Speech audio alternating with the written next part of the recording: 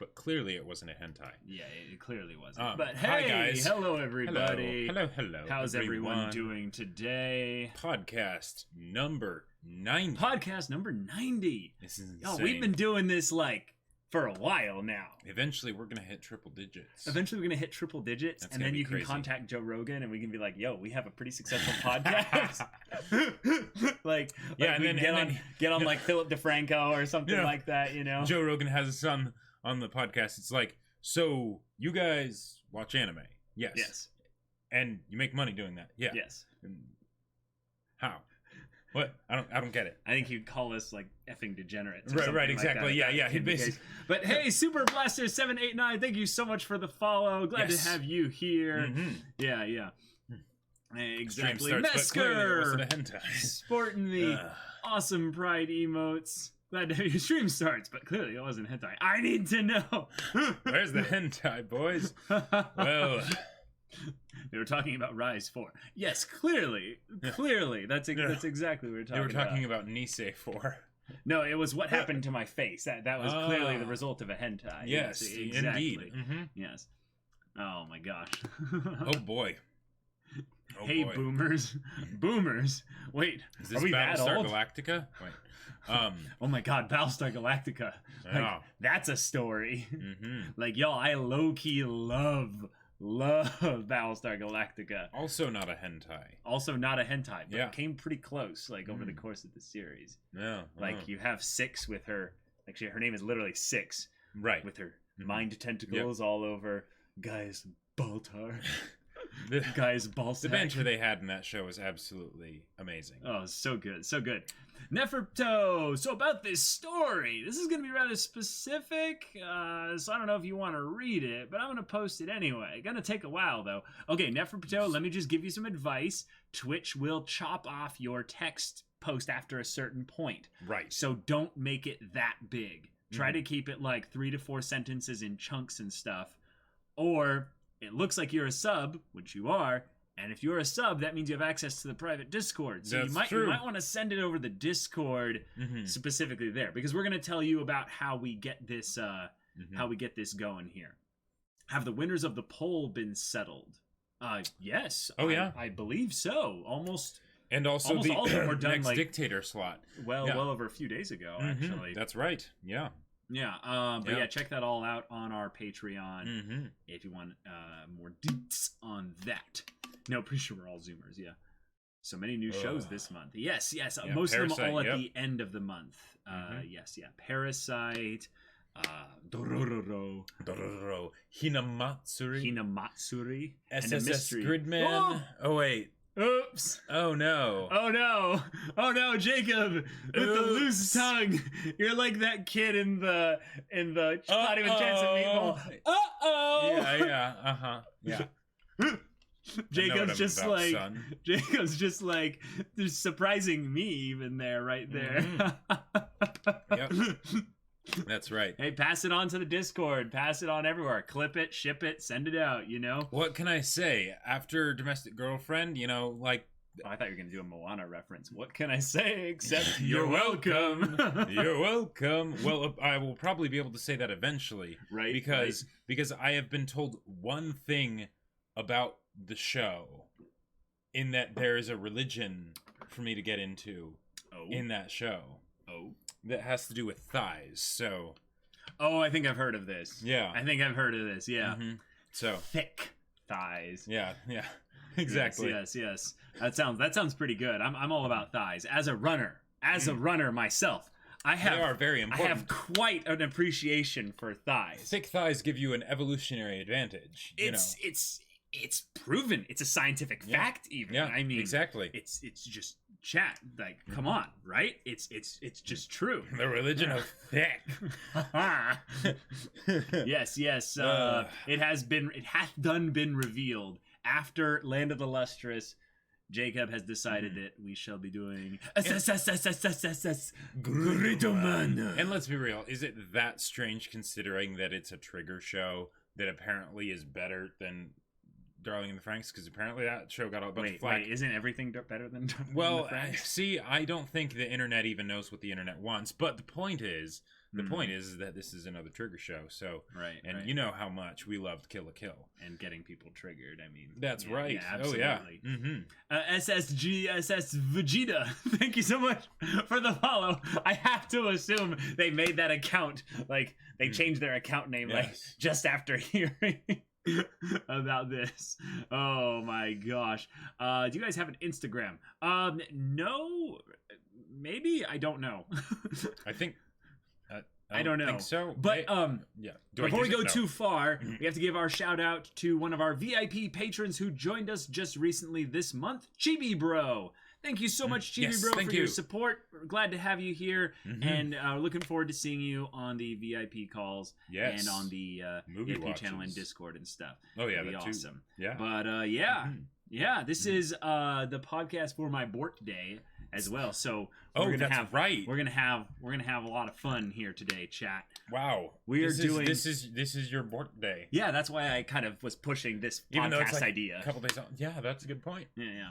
I was like, let's not do a Okay, show related okay. thing. Let's not do a story theme specific bit where it's kind of us just discussing. Let's go and do something similar to the create your own Exactly. character thing that we did last time. Right. I had so much fun with You that. did have a lot of fun I with had, that. I Yeah. had so much fun with that. It was actually like one of my favorite things that I think we've done in the channel, because after a certain point, the characters went from like in the safe area of making characters to just flat out stupid, and Well, they were- that's the whole point. Like, right. like might as well live a little. Like if you're going to make a story, Right. might as well make it about stuff that you're not going to see anywhere else. Yeah. Yes, his birthday is 2 days from now. 2 days on from the now. 12th. Right. But the it's last- closer to this one the than closest- if we were to do it on the next one. Exactly. Yeah. But, yeah. This will also be it's- his birthday unboxing. So my birthday unboxing on the 15th. yeah. So that means the day after Borzork, tomorrow, that will be my birthday. Right. My birthday. Exactly. Yeah. On Exactly. a Wednesday. Yeah. Yeah. Mhm. Happy Bork Day. SSS Gridman, this one sparks joy. Darling in the Franxx. This one does not spark joy. I kind of want to watch Darling in the Franxx just to see what I pissed agree. everyone off because, like, I feel. I What feel if we like, did a video where we watched it off screen, Uh-huh. we're not even watching it here, and then we just do a video where like, we talking about it? just talk about it for like 2 minutes. We try to like condense it. We basically like do a abridged ripoff of Giga with like just us here at the camera like this, just Yeah. talking about way late to the Right, right, conversation right. and stuff as well. I mean, Could be just hypercut, like sure. Caleb is old, man. Yeah. He is an old man. Like, Yeah. how old are you turning? 28. 28. 28. 28. He's basically dead. 28 Like, years of that's- failure. That's crazy. Yeah. It's 28 years of degeneracy. Right. How much closer to Jacob are you in age? You mean? Oh. Wow. Ha. Wow. Ha. Wow. I just walked into that one. I'm like Mhm. sitting there like, I don't get. Oh. Yep. Guess you guys didn't see the Discord trailer thing that Mark made Mhm. after winning the meme video award, where it's like, Because yes, I am Caleb older. is older. No, you're not. No, I am older. I'm Yeah, older. that's funny, Caleb. Yeah. Yeah, mhm. Yeah. Yeah. Caleb is basically a Caleb, dinosaur. what's after It's The true. Witcher 3? The heat death of the universe. Yeah, he's just gonna keep playing that game and finding other like ways to stretch that out. As You guys much are as making us possible. want to rant. Ugh, but we can't. Oh, God. 2 minutes. Good luck. You'd probably rant much longer, in my opinion. Okay. Oh, my gosh. If you watch Darling, you'd get a solid core and a bit of greatness, and then it falls off a cliff. Caleb and my dog have the same birthday. Oh. All right, Doesn't Family Caleb Guy mean said. dog? All right, I think we've delayed long enough. We've got enough people in here, Jacob. Yeah. Let's start making some stories. Okay, so So, what makes a good story, Jacob? We got to have a lot of things in there. Right? yeah, a lot of like, individual. We talked about this a kind of little bit plots. this morning of like, okay, how do we actually want to go about doing this? And one of the things that we pretty quickly agreed on is that we need to start off with a 1-sentence summary. Yeah, if you're going to be, keeping your story aligned with the vision of what you originally started off with, Right. which isn't always the case, but generally it keeps the fire of it going. If you want to have the themes on point and everything, you need to have the story be able to be summarized in 1 sentence. Yep. And that's a bit of an arbitrary thing, but in it's- terms of just overall ease with writing the story, it saves so much problems down the line. It saves a lot of problems with writing the story, but it also saves problems when you're wanting to share the story. Because Yes. the thing is that if it's in one sentence, then the idea is that's one thought, right? And Yep. then you can communicate that thought to someone very quickly, right? Right. Concise. Whereas if you have like because the common thing that you want to do, especially like when you're starting out with stories, is you want to make some big story that's all crazy and everything, and you're like, okay, so it's about like these people that are like looking for like the lost city of Atlantis, but it's also like a love story with like economics and stuff. But then there's like the church and sci-fi technology and stuff that's left over from the thing, and then it's Wait. gonna go on this like sea an actual voyage and thing, you know isn't it? no. Oh, okay. I was It's like, gonna hold do on. all these things. This actually sounds interesting. Well, okay, so it was an actual thing. It was one of the stories that I set out to write at Oh, some that's points. right. But That's I right. kept adding all these different things, and I didn't know what story I wanted to do, so I scrapped it, right? But basically, you can get into something like that, and then if you were to try and tell someone about that story, even if you did accomplish the miracle of actually writing it, right? Right? And Good having one. it finished. Good one. Yeah. Just like, ha, Writing it. funny joke. How would you tell someone about that? You couldn't. You don't. You don't. You You don't. just don't, right?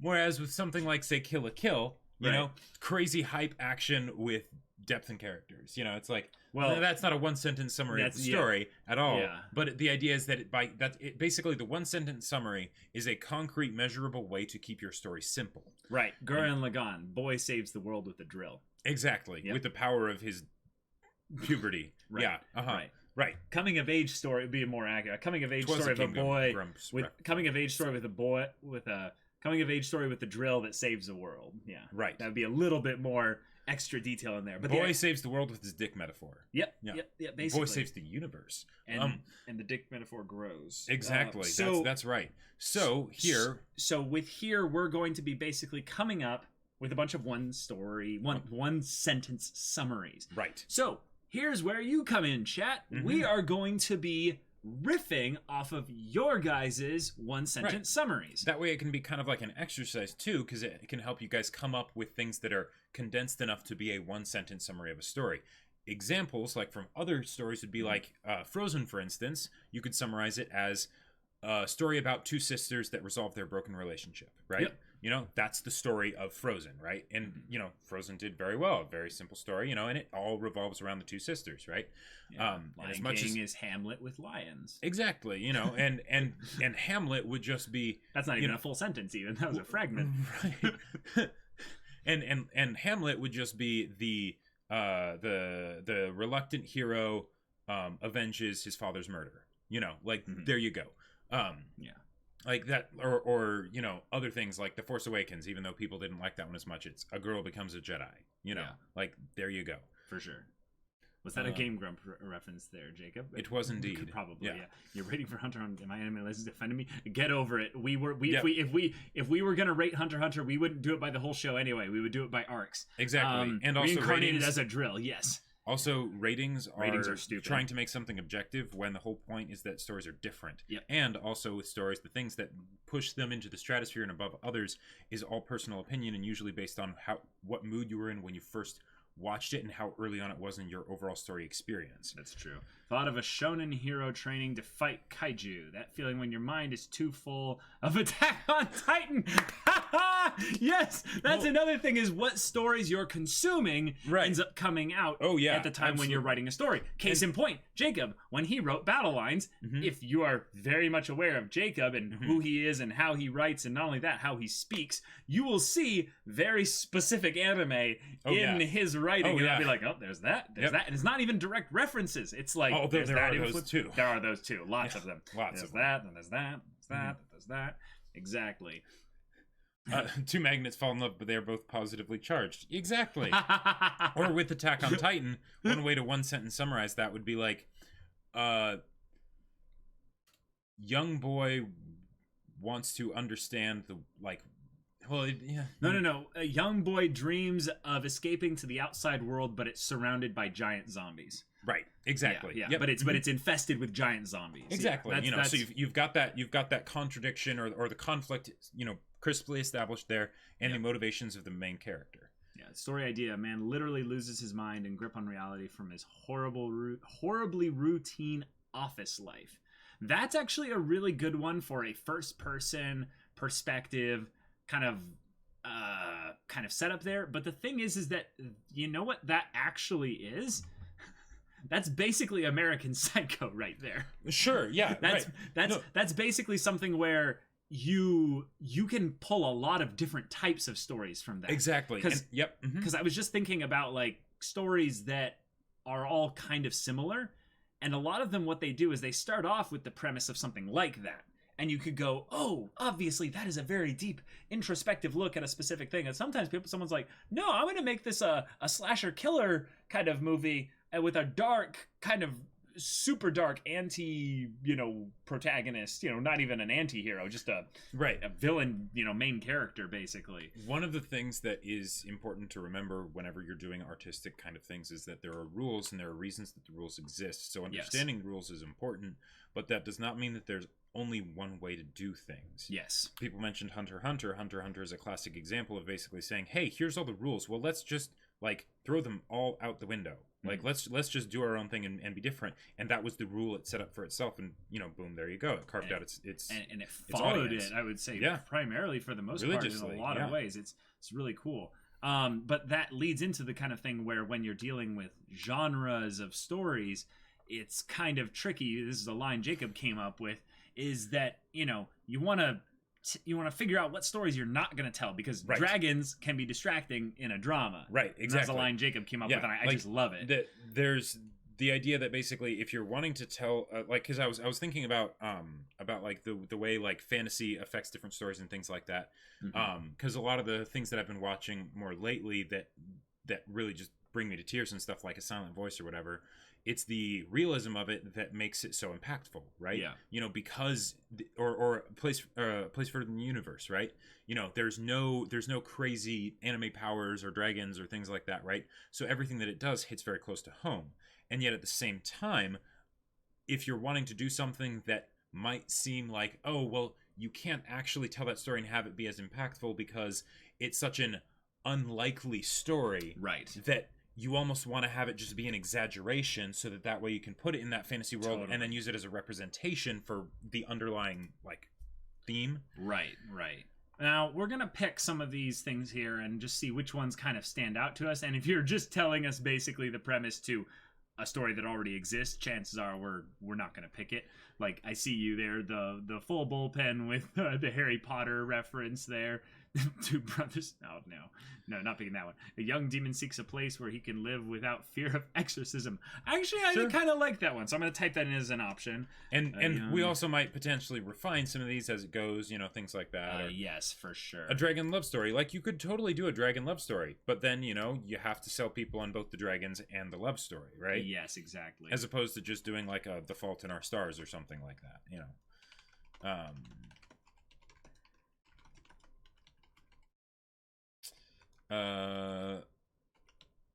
Okay, so that's an option.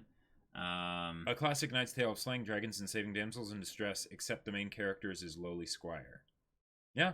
Oh, you're right, Mesker. Yeah, you're right. American Psycho is a lot more complicated than that, and it is that he uses the office setting to blend in with people, because he's obsessed with appearances and stuff. Also, just because you have a one-sentence summary, like, a lot of the one-sentence summaries, the best ones, are the vague and simple ones. Because then it's all about the execution of how you bring it into being, right? How you give personality and life to it. Whereas, if it's like a very specific one-sentence summary, then... What is that premise? For real, what even is that? Oh, I like that. A sidekick realizes their hero partner is becoming a villain. That's nice and simple. Sure. Yeah, there you go. Yep. Nice and simple. Because you don't want to go so specific, actually. Right, because you kind of have to, like, as the creator and also potentially the audience, you need to see the magic in it when you come up, when this one-sentence summary is presented to you, whether directly in the case of, like, say, the author, or indirectly in the case of the audience, where you're like, oh, I see how that can be really good.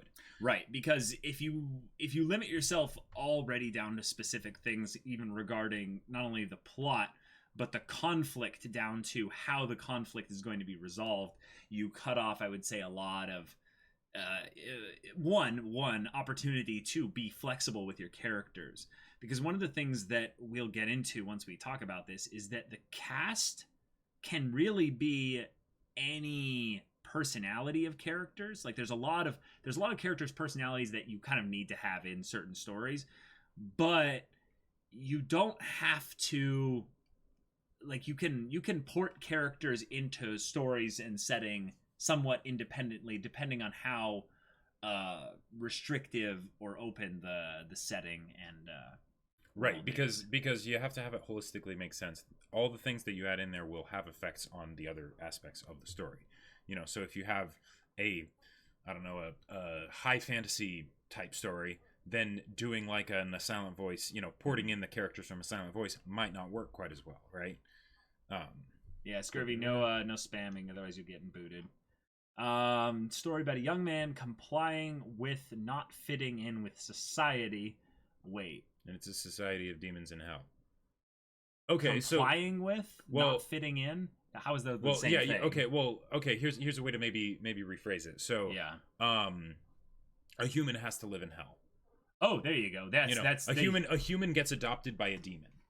A human gets adopted by a demon. We already have 2 demon ideas in here. Yeah. All right. Story idea. Man finds out he believes in a false god, yet doesn't stop believing in it. Wait.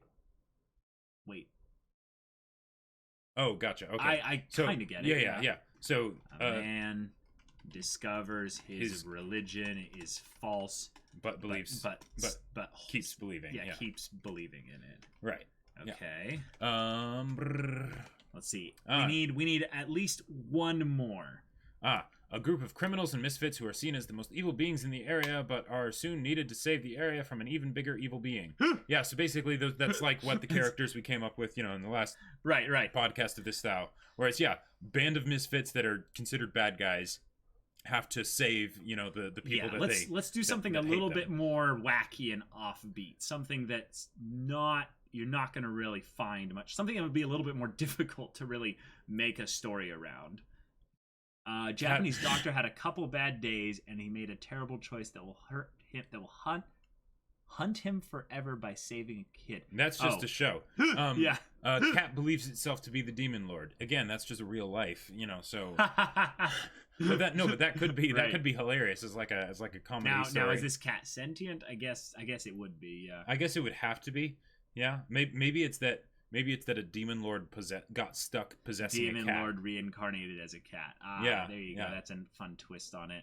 The Dark Lord retires and joins an adventuring team. Why are you guys wanting so many isekai? Well, hey, Caleb, I guess that just shows that the the whole isekai. Okay, actually, here's the thing about the demon isekai story. We have a human into a demon society isekai. I mean, there's a reason isekai is successful because it's the bell curve. But here's something. So I was thinking. Hey, Lonnie, thank you so much for the follow. Glad to have you here. I was thinking about isekai the other day, actually, and I think the reason that isekai are so popular. I mean, okay. There's reasons isekai are so popular, but the reason that isekai get a bad rep, right, is because the idea of what an isekai is actually pretty awesome, because you're basically trying to take the best of both worlds, because the whole thing of dragons can be distracting in a drama. It's a crossover, right? Yeah, it's basically and you're basically saying take a regular person so that they can have real regular reactions as we would have if we were in this world, and then just port them in there so that you don't have to worry about the fact that they would be used to all this stuff, right? Sure. So if you want to have if you wanted to port Shoko from a Silent Voice into a fantasy world, right, and then suddenly you could use that to highlight the struggles of her being deaf and stuff in a society where they're not as accepting of that kind of thing, and she doesn't have hearing aids or things like that, right?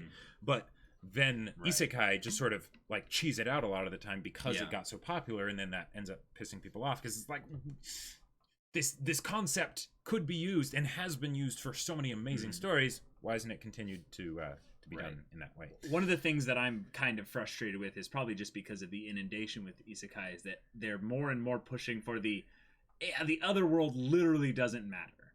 It's actually not even a story about that other world at Yeah. all, or even what that character had in the other world, because it's all irrelevant. Right, it's just they get hit by a Mack truck or whatever, you Yeah. know. Truck Kun comes along and sends them to their destiny. Yes. Yeah. Uh-huh. Yep. And what is it with anime trucks hitting people? Mhm. So they basically get sent to the other world. But I like the idea of the other world having some kind of relevance in the story, because on some level the idea of being pulled between two different worlds, I'd say, is a very uniquely human, not uniquely human thing, but actually a very universal but human experience, I would say. As a lot of people feel like the world within their minds, at the very least, and the world that they experience physically is not there at odds with each other on some level. Okay, so You here's saw a some good idea.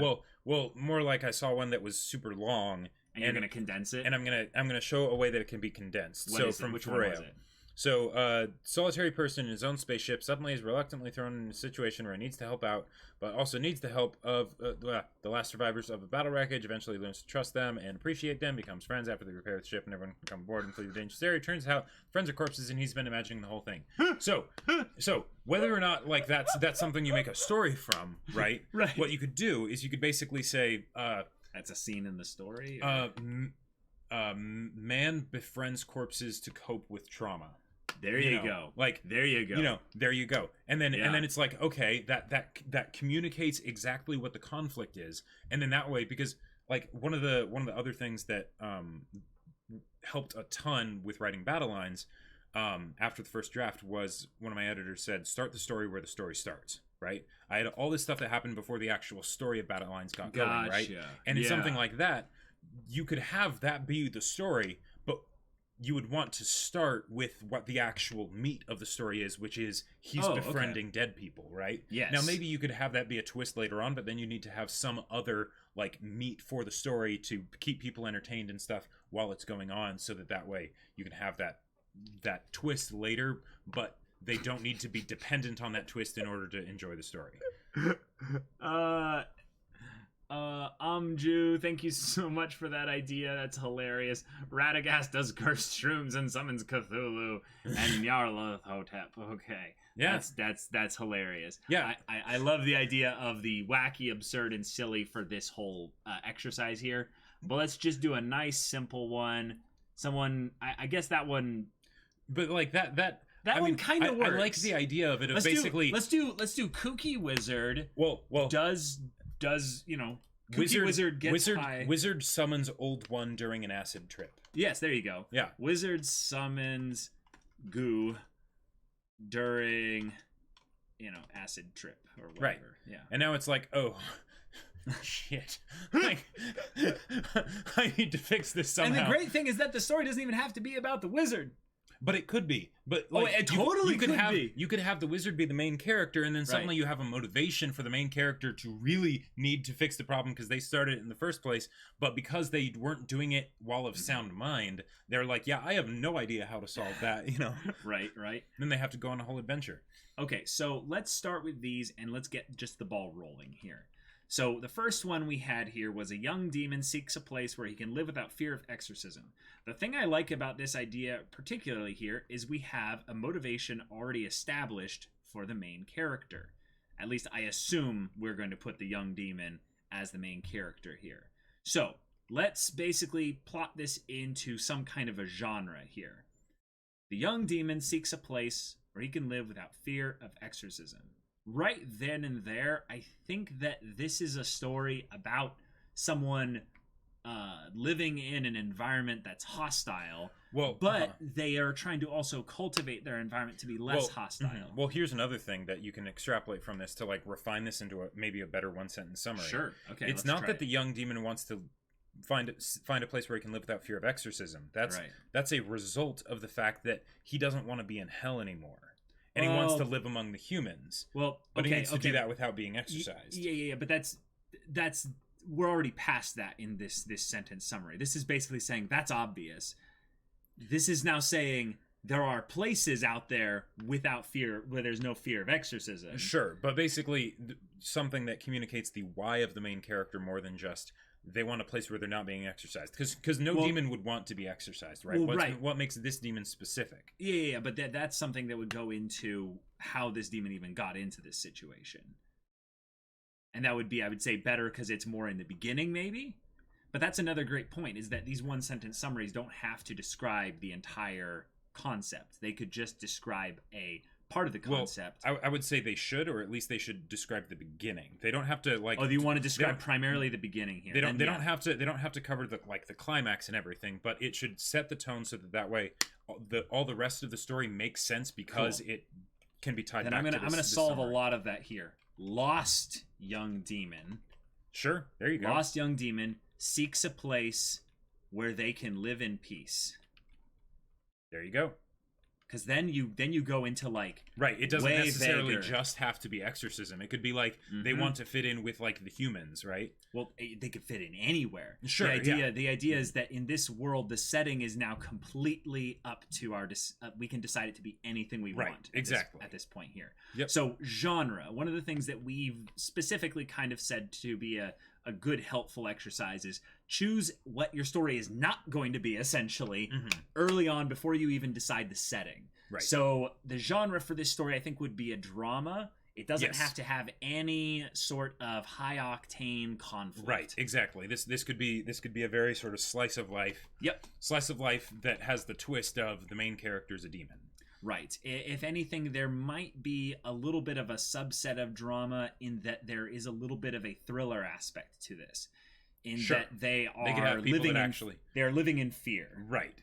And then there's how whatever like you basically can figure out what level of intensity do you want it to have. Do you want it to be like Erased kind of fear, or do you want it to be Attack on Titan kind of fear? You know. Right. Yeah.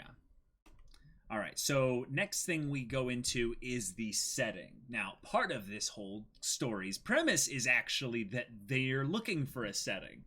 So the setting can be changing. The setting can be directly altered. But so we need to go a little bit more into like dimensional setting, like all the way out a bit because we're dealing with, mystical beings here. Well, and also how mobile do we want the setting to be? Do we want it to be something where they're traveling from place to place?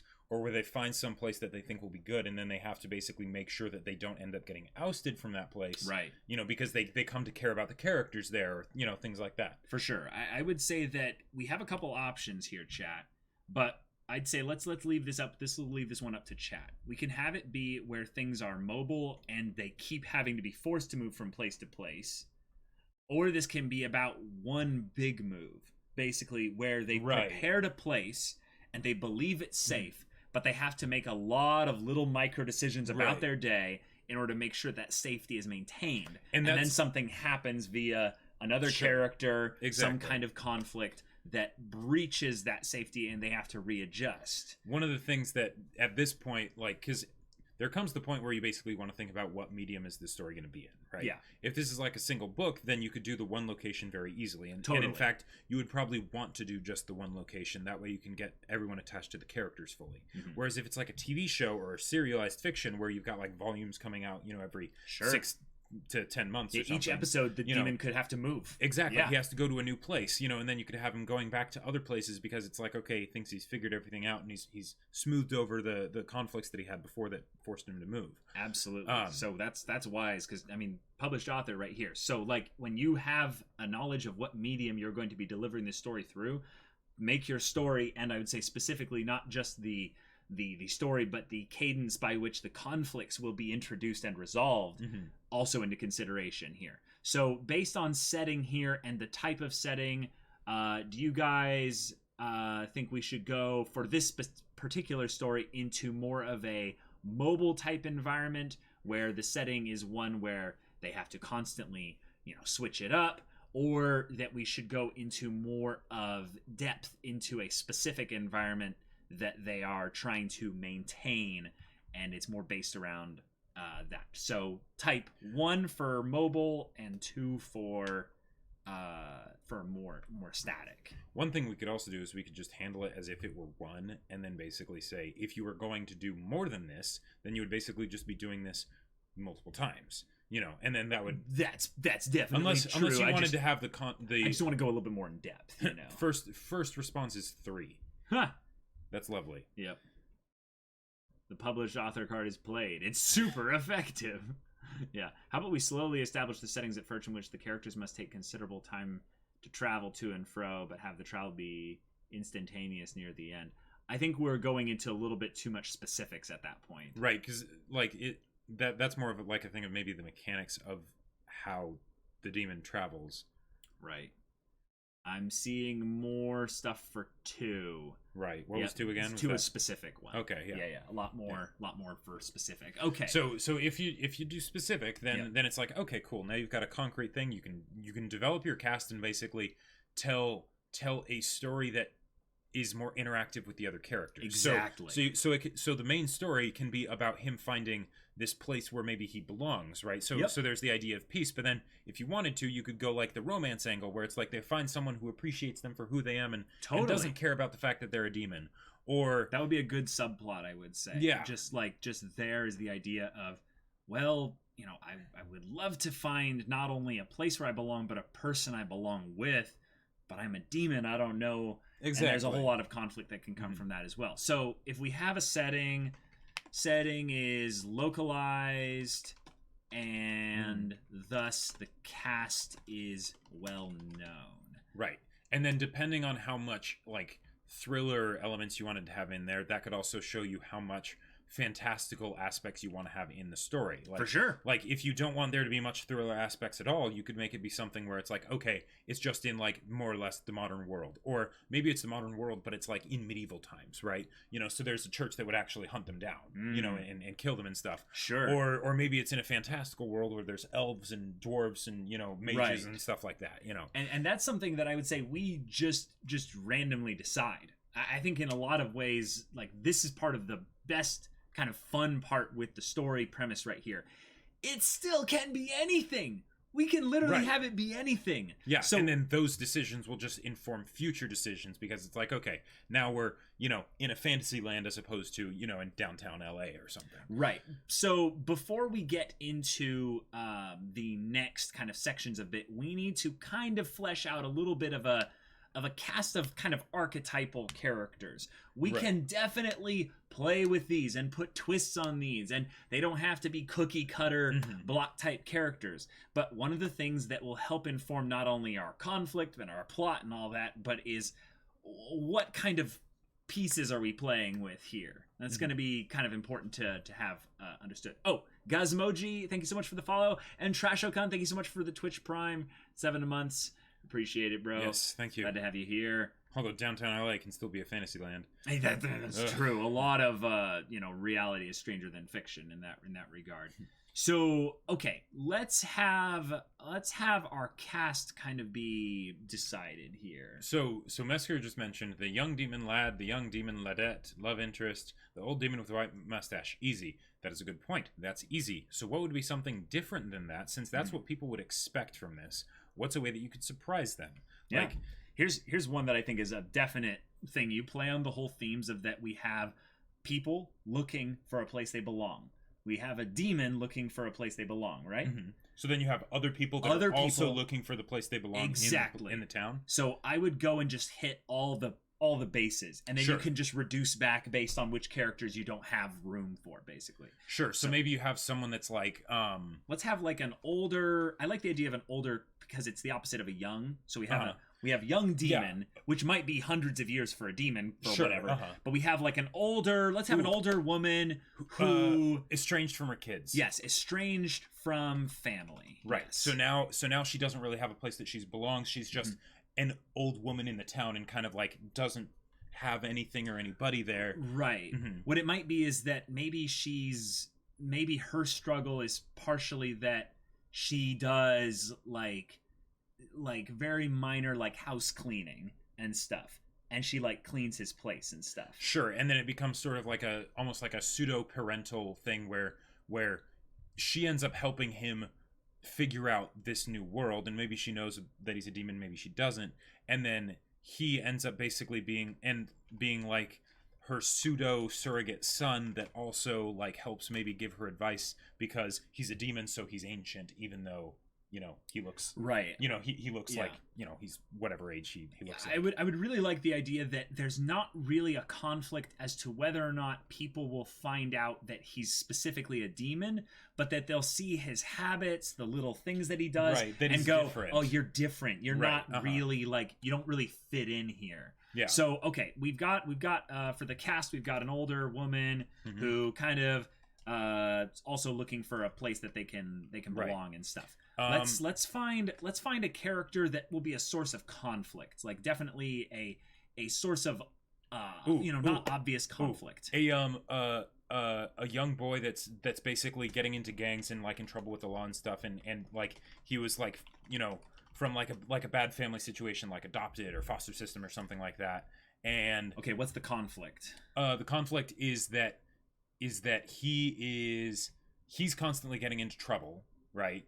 Okay, And then somehow make there be an attachment to the main character, although I'm not sure how that would happen.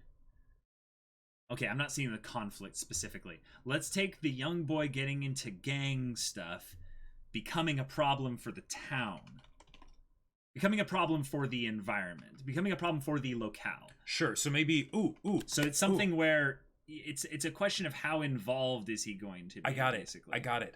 Okay. The older woman is his landlady. And Wait, that's all this young boy. the older woman is the landlady. Oh, and wait, not the cleaning lady. Okay. Right. So she's not the cleaning lady, but basically she has like some small like a duplex or a quadplex or something like that, Okay. right? And this is And- just one of the other housemates, basically. This young boy This young boy is one of the other housemates, and it causes trouble because they're all in the same structure. owns you the know? fourplex. Okay. Right. Cool. So we're kind of limiting a bit of our setting at this point just by putting that into there, but I'm wanting to go more archetypal. Like have their motivations and conflicts be simplified such that we can then create a lot of different plots and Okay. So conflicts they surrounding this. ran away from home. Boys getting into gangs, ran away from home. Sure. And yeah, we can end up having them be in the same environment or what have Right. you. That's why it's sort of like this pseudo home that causes them all to, Sure. Okay, let's have someone who's directly antagonistic to the idea. This is like a final antagonist kind of thing that would be their heart needs to be won over, to the fact that he's a demon, kind of a thing. well that's somehow like not going to be a problem, or it's going to be something that will make this a sadder story and push the demon away at the end of the story or something. Sure. And it can be some kind of learning tale about the the parts of humanity we need to change, we need to learn. But who would be a character that would be staunchly like the one person the demon would never want to have discovered that he's a demon? We could have, hey, here's the other thing. We'd have the other thing. If there's the idea of demons existing, Mhm. we could have angels be a thing that exist. And there's someone out there that is actually, on the other side. Sure. A potential threat. Or they're here's another- like a pastor or something like that. And it's Well, like you're going to no, call down, No. I'm talking like someone who would be like the worst thing ever. Like he's aware that they would be the worst thing ever. Now, is this the worst thing ever in that they would be like someone that would A actively priest, okay. Mhm. Because someone that like if we're in this world, we could have some kind of archetype that would be able to sense his demonic whatever. Right, and potentially cause tons of trouble for it. Oh, here's another thing. What? If he's a lost demon, right? Mm-hmm. And he doesn't necessarily want to get unlost. He's just fine being here. He wants to just have his just calm, peaceful existence here. Mhm. He's not interested in, getting found, essentially. We could have this be a thing where it's just another demon. And they would know that he's a demon. They'd be able to instantly identify, and that could bring about some level of Okay.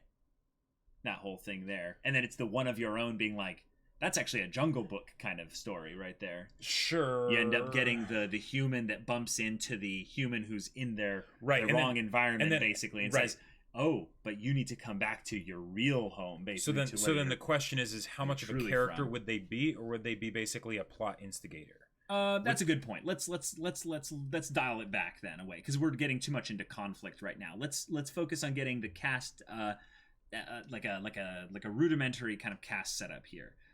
I would say we need more secondary characters, just quality secondary characters with little things that they need to deal with. Okay. Let's have where does this guy work? Where does this demon work?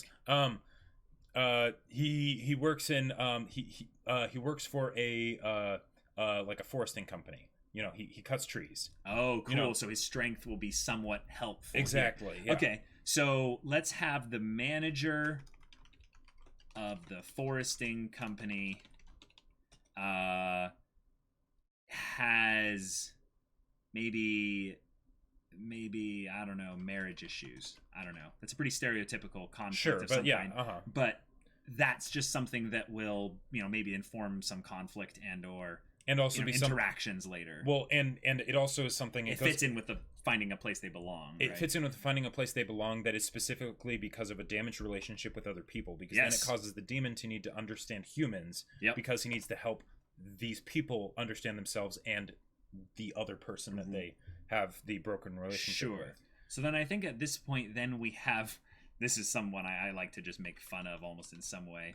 We have the psychologist who is basically somewhat of a fraud. Not that they are an actual fraud and they're malicious, but they're more broken than they, you know, basically have any than any of their clients. So if they're who is more broken than their clients. So if the person's a demon, then should this person be like some kind of like you know, medium or, you know, or something like that? No. You don't have to go into the. I mean, we could have a spiritual type person in here. I am totally for that and stuff. But oh yeah, we just limited ourselves to modern times by that point. Kind of. That is a good point. So I would put this into being kind of a sage. We can just have this be a sage, someone who is of wisdom of some kind. Yeah, you could just have them be a doctor if you wanted something that was like. Well, I want it to be of the mind. Basically, someone who's supposed to be sharing wisdom, who is tainting their own wisdom with their problems, basically. Right, and that's still a general sort of placeholder, so you can detail it out however you want as, you know, as the story becomes more clear. Yeah, I disagree that we need to basically solidify what time period we're in, because the story's conflict is about the supernatural. Like, we can put that anywhere. Like, yeah. Now, for actually, like, you know, when you go to like into more of the details than we'll probably get into here, right? Then yes, you would definitely want to decide that. Yeah, but we can do that, you know, way later. This could very easily work for modern times. It could also very easily work for something where it's like during like the height of the Catholic Church's power. Yeah. You know, there's no real specific instances that need to be kind of held on to here. Bytecraft and Zesty Meme Thief, thank you so much for the follows. All right, so let's do someone who's doing actually like kind of okay. Let's do someone who's more the person more positive, but they're like they're not obviously in some kind of you know, they're not obviously lost. So what if it was something where it's not an idea of reclaiming something that was lost about them finding their place they belong, but maybe it's a young person that's basically like, there are things I want to do with my life, but I'm not sure if I, you know, it's like the insecurities and things like that, and figuring out who they are and where they fit in the world. So let's do, we don't have any young ladies here, so let's do young lady. I would say that's like an aspiring, I don't know. Yeah, it's some kind of a dreamer. Right, exactly. Young lady dreams of big dreams, basically. Yeah, the young lady with big dreams is maybe unable to find happiness in the moment. I don't know. Sure. That's a very vague character, but it fits a lot with where we're going, kind of for the general themes of the story here. I feel like we only really need one more kind of guaranteed kind of bigger character here. We have where he works. We have where he lives. Yeah, so I think what's a one quirk that our demon would have that is like not a flaw, but like, is there a place he frequents that's not his place or his work? I would say he's kind of quiet and lives, you know, kind of quietly alone at his place and stuff. Maybe because they're a demon, Uh-huh. they still sort of like feed off of the negative emotions, so they spend a lot of time at the bar. Oh, a bar. Where there basically we go. everyone Yes. goes to drown their sorrows. Yes, But this then is where that's a lot of also- our levity will come from. But then that's also where they can go to help, right? Yes. Okay. Cool. So we have a bar that Then you have the bartender. the bartender. Yes. Bartender. So the bartender here is going to be our source of levity. This bartender, I would say, is maybe quick to become friends, but has a lot of secrets. Maybe gregarious, but has a lot of secrets. Basically, has a lot of things that they keep. Basically, they're a different person at the bar Sure. than they are Okay, yeah. outside of the bar. Gregarious at the bar. You just want Marty to come into the story. Secrets behind Mhm. secrets behind closed doors. They were in the Yakuza. Yeah, exactly. It's Mari. Yeah, exactly. Oh my gosh. Okay, so right now we have our premise, we have our genre, we have the very vaguest of settings. It's more about what type of story will the setting Right. will the setting be influenced by. Well, we do. Do we well, want to okay. do we want to hard set the setting a little bit? Here's here? something we do know. Regardless of whether it's modern or olden times, it's a small area. Yes. Right. Okay. Because like the bar is probably the one bar in the area. You know, Cool. the fact that they actually work cutting trees means they're out in the countryside. You know. Small local Right, which makes sense. 'Cause- city town. Exactly, and that makes sense because they're going someplace to find, like the Peace and peace and quiet. You know. Yep. Okay, Yeah. cool. So we could have this be some random little town in Wyoming. Exactly. Yeah. Because no one lives there. All right. Okay, so now that we've got that, we need to basically give a general plot here. And when we say general plot, we're going to be hitting the conflict, we're going to be hitting Right. those climaxes, those big character moments, and then we've got our story, y'all. So So we need to do the most basic of outlines here. there are So- three things that immediately come to mind that Yep. we could use for plots. There's the idea of the demon working through his own problems, Mhm. the demon helping people with their problems, and then the fact that he is a demon becoming a problem At the that very then needs end. to be addressed, right? That Okay, way cool. that way either he can deal with his own past kind of a thing, and or the other people in the story can reconcile with the fact that maybe they figure out that he's a demon. Gotcha. So this demon is pretty settled in.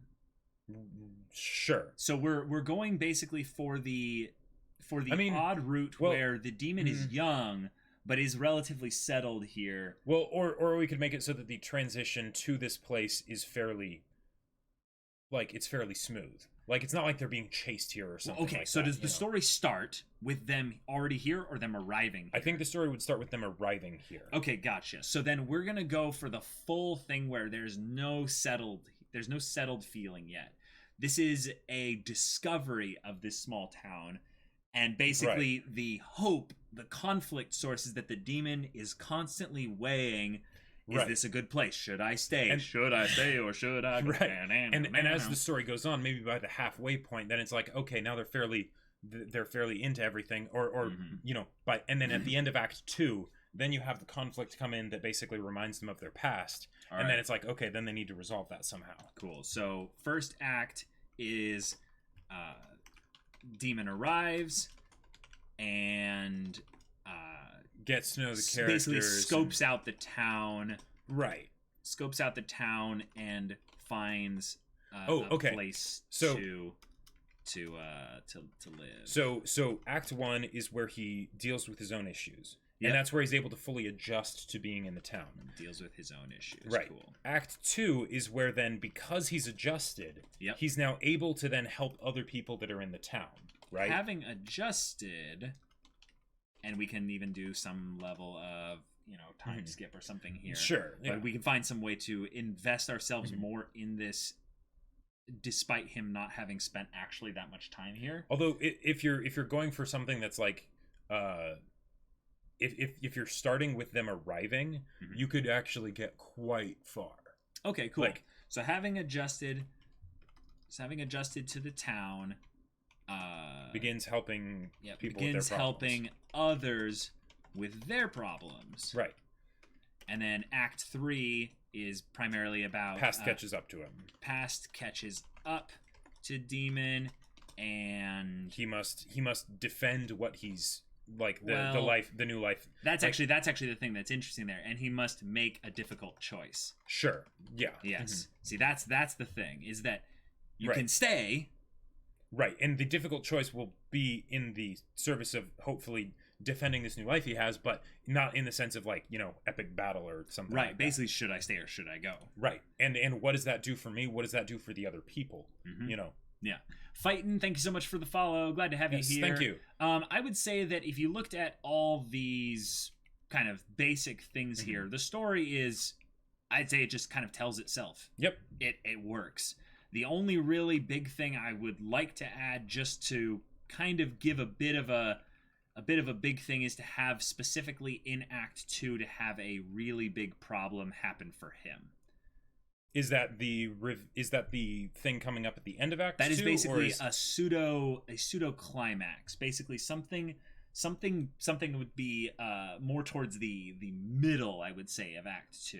Could that just be the idea of him being a demon, coming back to that could be something that he has to deal with? Not a good point, because if that's at the beginning of Act 3 that the past catches up, then the big problem is that I would say that's the transition, right? But it could be specifically by helping someone. He outs himself. Yes, I love it. Accidentally. Right. That way it's as a demon. Right. That way it's something that is a result of his own actions, but then he can basically be like, but it was still worth it, because even though, because maybe he's very selfish at the beginning, right? Yeah. Because he's a demon after all, but like by being with the people, they help him change. Yep. And then even though helping them ends up causing him to, like all this stuff, then he's like, okay, it was still worth it because I'm glad I was able to help those people, Yeah. Well, this one right here, you can write this with like 20 different endings, I would say. Oh, totally. It's really good. So it sounds a little generic, but we'll just recap for you guys real quick here. Lost young demon seeks a place where they can live in peace is the one-sentence summary. The genre is a drama with a splash of maybe some uneasy kind of thriller suspense kind of suspense, yeah. And then the setting is a localized, well-known cast with some kind of small local city town, like really small. The cast, we have a young boy who's getting into gangs, runs away from home. Older woman who, estranged from a family, owns the location where he lives. Manager of the foresting company where he works has some kind of marriage issues. We have the wise sage of the location who is more broken than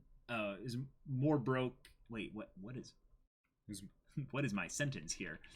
Who is more broken than the people that they're giving wisdom to. And then we have a young lady with big dreams who's unable to find happiness in the moment.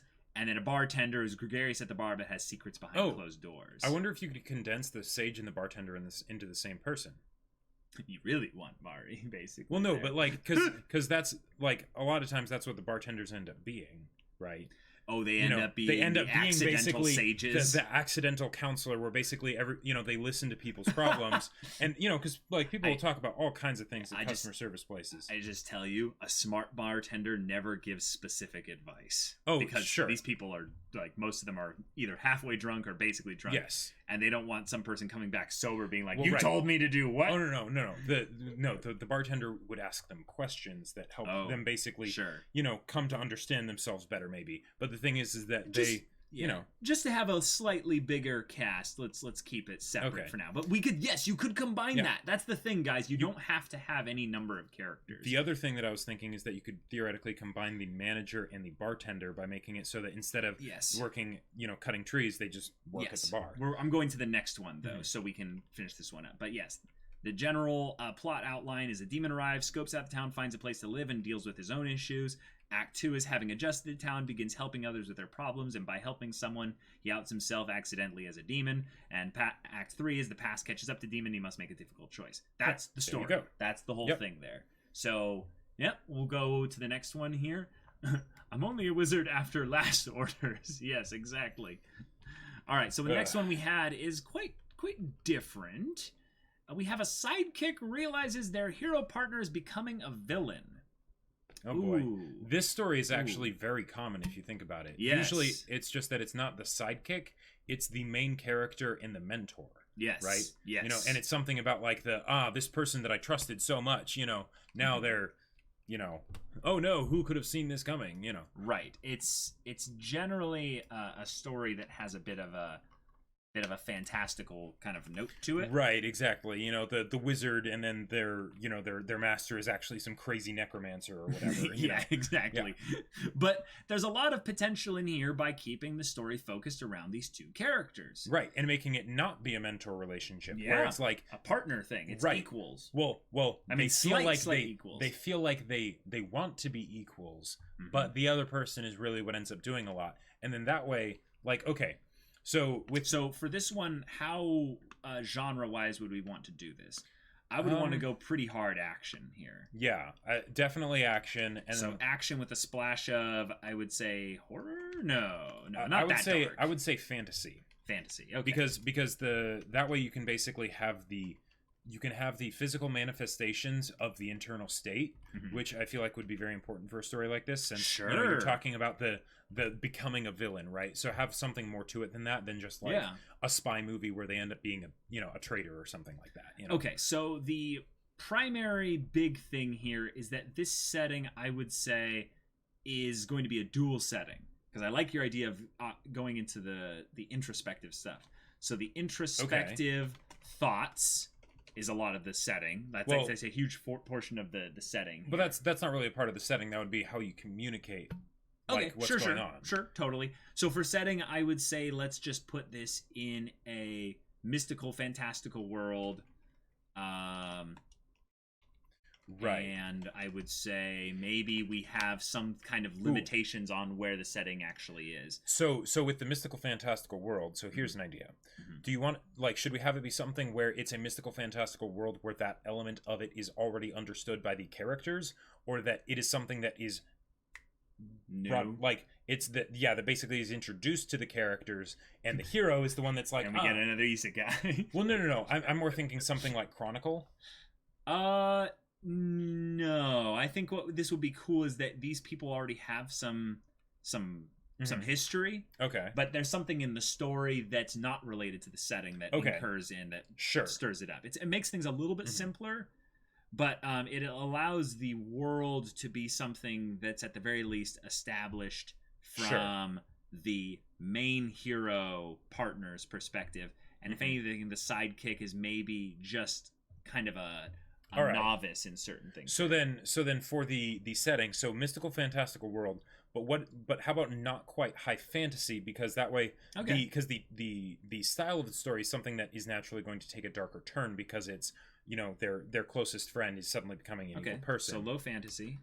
Or at least just not high fantasy. Like you could do something Madoka Magica style, I feel like, and still have that work, but you just wouldn't want it to be like, you know, dragons and fireballs and stuff like that. Sure. Okay. Sure. Next thing is we need a cast. So we need to focus on these main two here. I feel like the cast could actually be really small. Really small. I think we could have 4 characters and be good here. Right. Everyone else would be just tertiary characters. So I would say the hero's main thing about them is that their character is one that suffers a change in motivation because of maybe a decision that they made that caused them to make even more decisions. Right. Well, and slowly over the course of time. And I feel like, however this hero ends up basically being corrupted, it should be as a result in a lot of ways because of the sidekick. So that way the sidekick, it's not just that the sidekick wants to save them, but the sidekick feels responsible. Totally. You know, it's like, oh man, I shouldn't have kept saying those things. I shouldn't have, have suggested that they use the dark mask of Nihilus or whatever, I'm going to go with the typical line of overconfidence is a slow and insidious killer. Sure. Basically, that this hero is one that has been basically emboldened and has so much confidence in who they are and what they can do that they are slowly either whittled down by the things that they never really were preparing to have to fight with or deal with. And that is something that the sidekick on some level helped instigate there. So sidekick is, I would say, encouraging. Sure. at the very least, because they are someone who fed into that. Mm-hmm. And I would say a bit naive kind of look towards the hero. Sure. And then that is broken over What the course if of time. what if the sidekick is traditionally weaker, right? Yeah. So what if they end up turning the hero into kind of like a bully almost, because they're constantly telling like, "Oh, hero, help me with this, defeat these bad guys or whatever." Sure. But they end up basically sicking the hero on people that Mhm. maybe shouldn't have been, taken out. That makes sense. That sounds good. And then the hero sort of develops this like god complex where I'm the hero. I do all the things, Cool. I can't be that'll wrong. that'll be good things for the plot when we get into that. Mhm. What would be another character that fits that perfect third but like main side character role? Well, here's a question. Are they going to be another main character, or are they going to be a side character? I think they're going to be definitely a side character who at some point helps the sidekick. Sure. Okay. Yeah.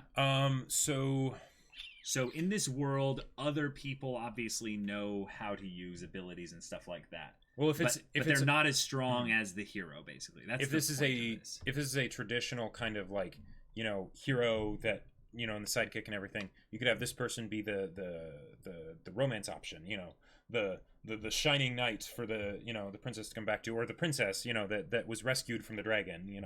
Okay, so we have a romantic partner for the sidekick.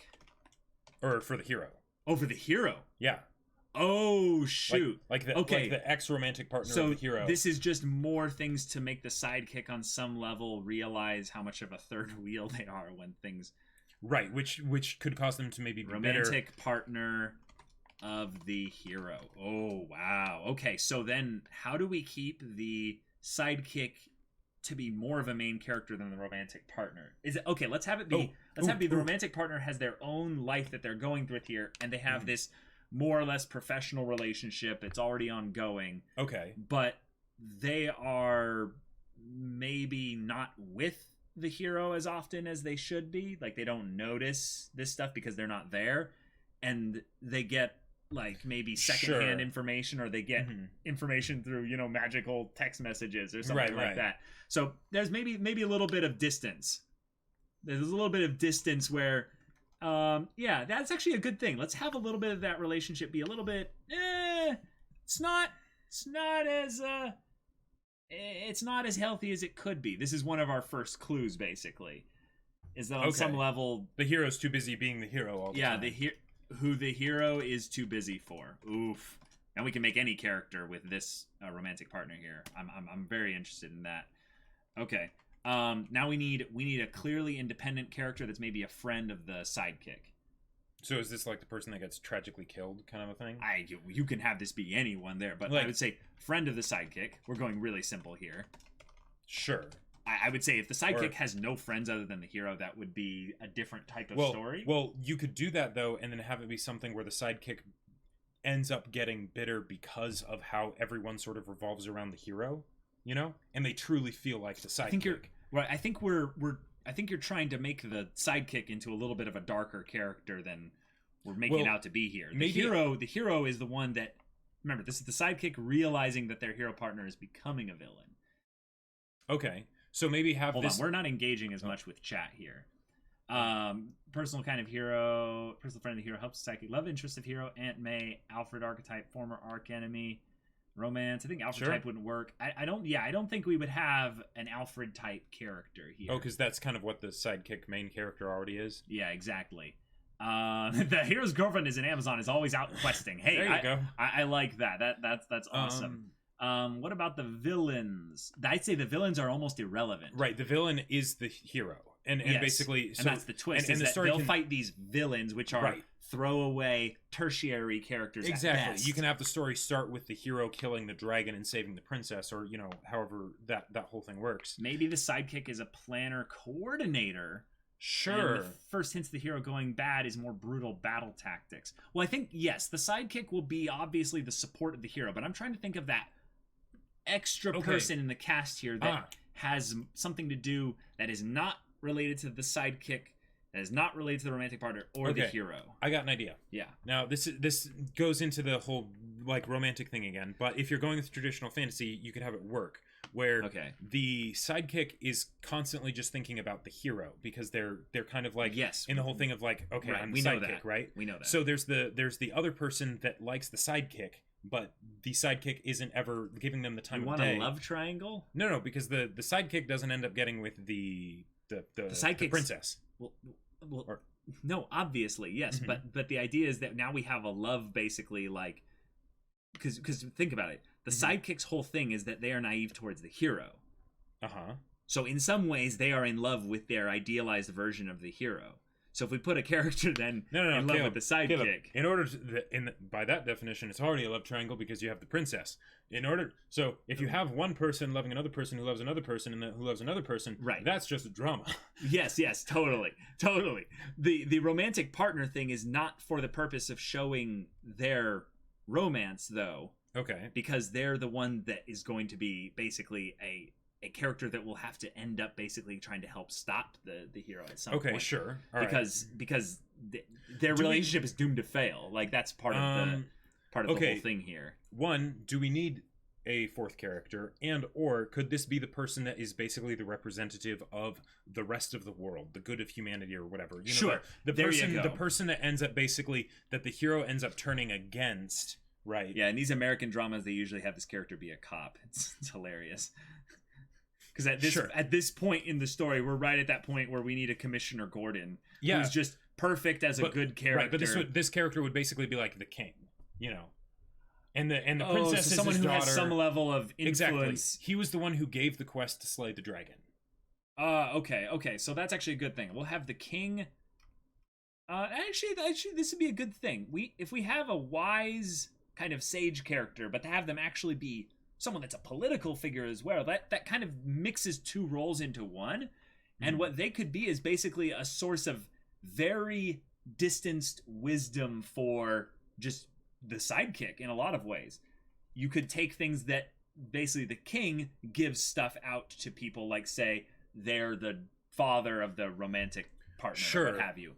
But basically they give like really cool things when they're giving their quests out and they're coming back and they're like, Right. here's what we've But done. then They're they're like, also well kind done. of oblivious to the hero, and they don't notice maybe what's happening with the hero there. Well, or- right. The hero is all appearances at court or what have you, or just Sure, for the okay. king. But the idea is that the sidekick takes in things that the king says, and they kind of reverberate in their head, like, "Wait a minute," right. and so, then Mhm. and then maybe filters them out and gives a version that the hero will like, but then realizes, "Oh wait, there's a Right. disconnect." So do we want this to be something where the hero was a villain all along, or where the hero becomes a villain? It's where the hero is slowly becoming a villain over time. Okay. So obviously, in the beginning, we want to sell this hero as a really great guy. Right. And even if it's just while they come back from slaying the dragon, Yes. you know. Yeah. Okay. Yeah, whenever we need to do it. So, okay, I like the idea of a king. King who gives gives quests to heroes And And- is who the and wisdom to those that listen. I don't know. right and he's the main person that the hero ends up turning against later on. Hero Right. ends up kicking out his sidekick, but that's the king is basically the representation of, okay, now we know that the hero's gone bad. Gotcha. Okay, cool. Then let's make this like really personal, Hmm. and we're gonna have a queen and family. Oh boy, Oh yeah. do we Oh, want to yeah. have it get that complicated though? No. This is gonna be something So where these are like tertiary characters. kind of thing. tertiary characters. You could at have the best. family also be the princess. Yes, sure, that's a good point. So then the king and queen basically, actually we could split this up a little bit. Queen, I would say, Queen is the takes- one who gives wisdom, and the king is like yeah, queen gives wisdom, yeah, and the and the king gives maybe quests that feed the ego of the sure, hero. there we go. Yeah, There you go. Queen gives wisdom to sidekick. right. Yeah, there you go. And so then the hero ends up going like Scar basically and killing the king. Yeah. And you know the queen is like his hostage or whatever. Yeah, we'll discuss the reasons as to why this plot conflict even comes to be. We're just developing the cast right now. Right. Next thing is the actual plot conflict and stuff like that. So let's kind of divide these like we did in the other one into kind of some basic acts here. What do you kind of see as the primary thing that was probably seen as good by most everyone, but the thing that the sidekick starts to question as being whether or not it was good. Like the thing that first tips him off, because that should be very minor, but it should be more or less like not the act of it, but like maybe how the hero does things or stuff like that. I feel like, okay, with Act 1, we could have it be something where the first act is the hero's actual fall, right? And by the end of Act 1, he has basically overthrown the king. Oh, okay. Right? Let's slow it down a bit. Well, okay, but hear me out. If we did do that, then we could have it basically be a Lion King structure where it's Act 1, it ends with, Mufasa dying, right? Wow. Act 2 is, the sidekick leaves, right? Because he's terrified of the hero, all this stuff. He can't fight him right now because he's the sidekick. And then basically he does something happens through Act 2, and then at the end of Act 2, basically it's him coming back to face the hero. Okay. The main thing I think needs to be done here, though, is that the hero needs to be a real character. Totally. We need to really sell that he is a hero. Like, sell that he is a hero so that when... Right, he's a hero with a fatal flaw that ends up getting just, like, hammered to death so that... Right, but that hammering to death takes time. Right, so what it would... So I'd say Act 2 twist is that it's that proper Act 2 climax thing where... Right. That's where things do the switch. Here's the reason why I wouldn't do that. Okay, why would you do that? If you're gonna have this be something where it's properly built up to, then the reader's gonna see it coming. Yep. So you don't want to have it be at the end of Act 2, because then they have to go through 2/3 of the book and you haven't gotten to the main point of the story. Okay, so you're saying at the end of Act 1 have the... Right. Okay. And let's do that. It's built up to during that time. You can chalk it up to maybe being just a flaw of the hero. So give me some things that happen in the beginning of Act 1. So hero does heroic deeds. Right. The story starts with them coming back from slaying the dragon and having rescued the princess. Okay, cool. The stereotypical hero stuff. Right. It starts where most stories end. That's another thing. Hero gets everything. Hero gets basically rewarded crazy, yeah. Gets crazy rewarded for horrific. Heroic deeds. Yeah. Yes. And then the sidekick is jealous. Oh no. We're not going the jealous angle. Well, I want to almost put a hard stop on that. I want to put it to be a thing of where the sidekick is genuinely happy. I want this to hurt for the sidekick because if they are not like already kind of seeing as like they're supporting him in some way, then when the sidekick ends up having to fight the hero, it could be a thing of where it's like, you took everything from me, and no, he's a horrible person. No. Kill him for that reason. No. Yeah. Okay. So do we want it to be something? Do we want it to be something where the hero, where the hero turning on the sidekick is something where the sidekick never sees it coming and is like, how did I not see this coming? Or do we want it to be something where the sidekick feels like they could have changed things, like the kind of like the Bob Parr thing, where it's go home, buddy, I work alone. Yeah. So what you mentioned earlier was that the sidekick was someone that made it happen. Right. Yes, and I would say that jealousy is something that wouldn't necessarily make it happen in the route of the hero getting over rewarded. I think it would be the thing of where, if anything, it wouldn't be a schism between the sidekick. If anything, the hero would be like, sidekick, come with me. Oh, sure. Okay. And the sidekick is like, why are you doing all this? You're a good person. And he's like, I am. I'm being the hero. Okay. So maybe it's a schism with the sidekick. So it's the hero schism with the world, basically. Right. The sidekick schism with the world because he's not the hero. He's the sidekick schism with the world? You mean the hero with the world? Wait, so is he schismed with the hero or not? He will be because of the hero's schism with the world. Yeah. Oh, gotcha. If the sidekick causes this to happen, like, because the way I could see it going is that basically the sidekick builds up the ego of the hero. Right. If it's not jealousy, he builds up the ego of the hero. Yep. So that the hero truly believes he can do no wrong. Yep. Exactly. Anything that he does is justified. Exactly. Right. Yep. Yeah. So then it would be hero versus the world. And he wants the sidekick to come with me. Like, let's go do this. Okay. And the sidekick's like, I can't do this. Like, I can't do this. So sidekick feeds ego of hero. Right. And hero starts doing bad stuff. Right. That's basically the gist of it. Right. And then schism between MCs. Right.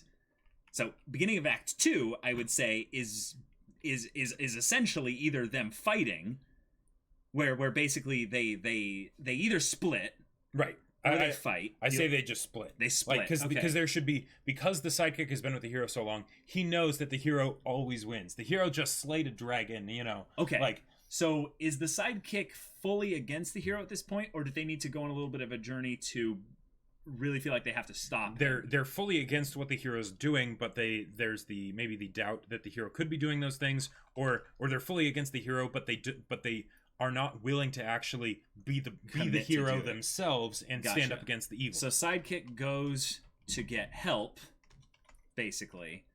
I would say on some level they either need to go on a journey of self-discovery. I say have them just run away. Oh, okay. Show that maybe the sidekick was a little bit of a coward, and they used the hero for all their problems, and then maybe that's also. But what's their story now? What do you mean? What's their story? The sidekick, because we're following just the sidekick now, or are we following both?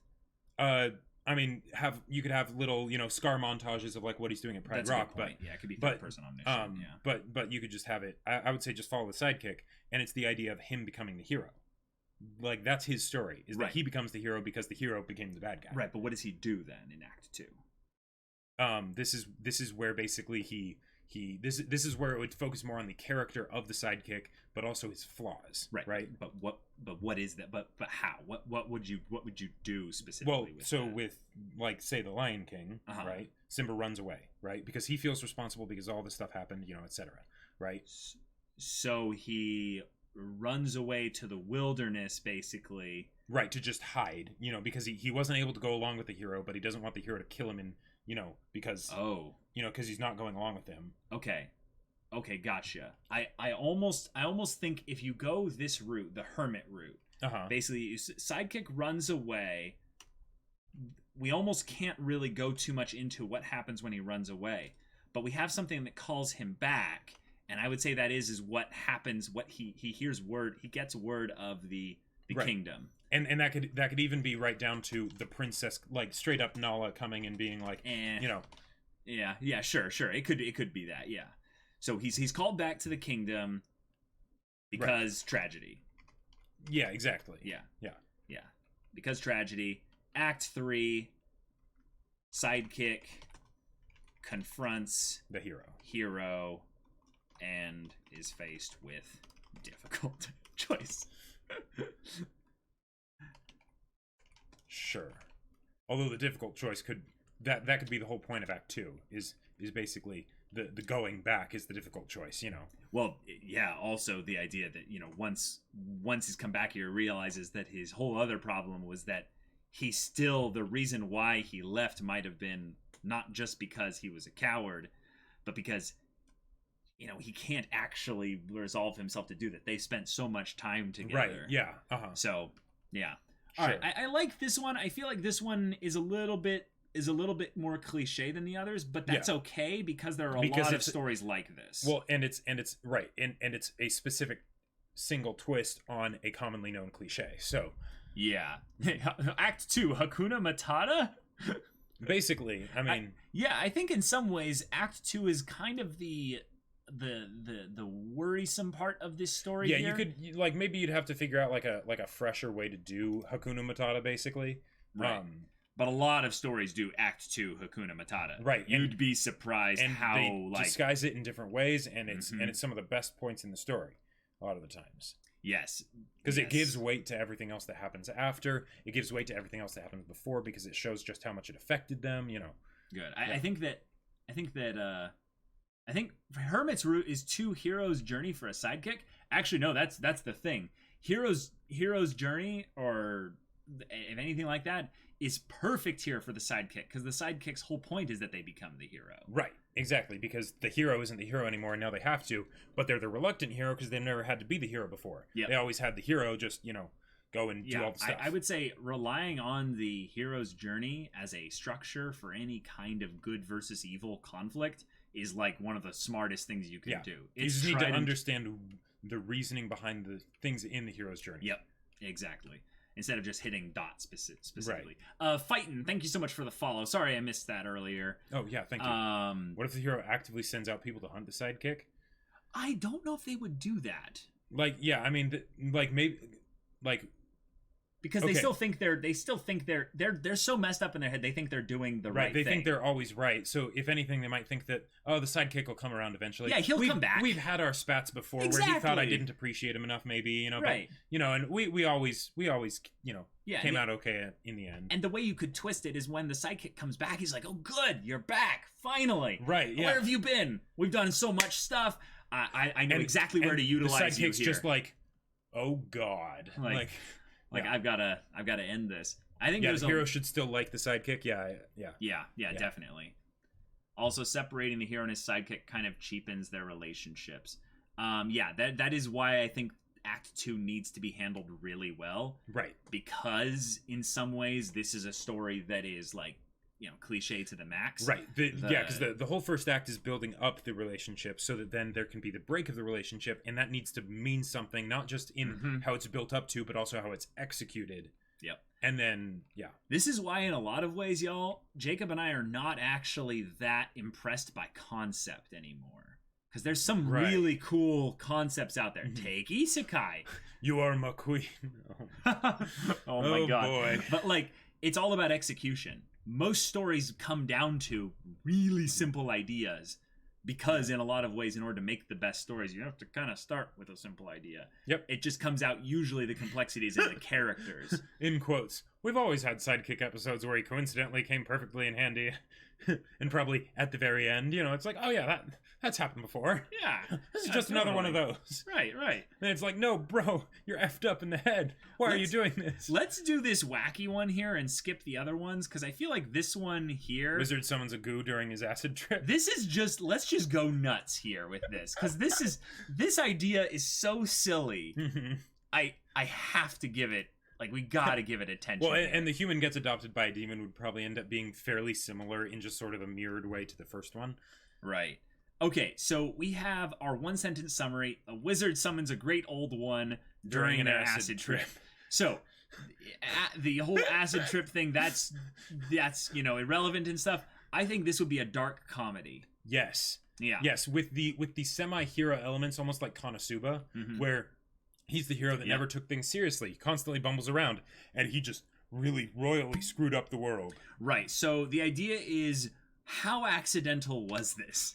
Because my thought is that we could have one of our main antagonists, and they're also kind of a goober as well, is that they were manipulated in some ways by the great old one, potentially, to set up things for this stupidly powerful wizard to take drugs and enact this very complex ritual of summoning and bring the great old one, you know, they feed the addictions of this wizard, so it's just like, oh my God.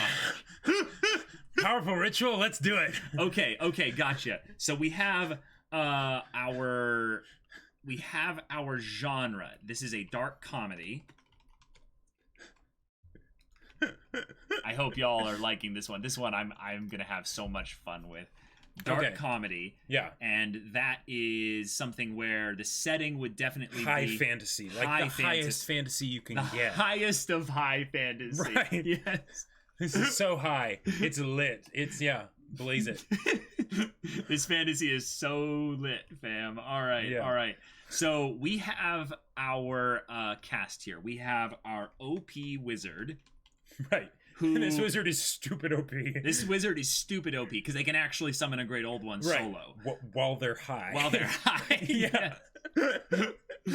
Yes. All right. So yes, this wizard has an IQ of 420. No. He has an IQ of 420 and he's 420 years old. Oh my gosh. So 420-year-old wizard, right, with the IQ of a demigod, right, but the wisdom of a delinquent bard, of a delinquent bard. Of a delinquent bard, exactly. Yeah.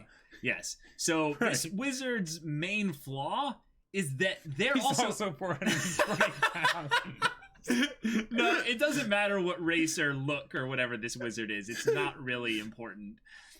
This wizard is someone who has broken the bounds of all physics and possibility and stuff, and they're here to have a good time, man. Mm-hmm. You know when a wizard is having a good time, they just F off to some other dimension, and they're just doing who knows what. Right. They're just having fun, man.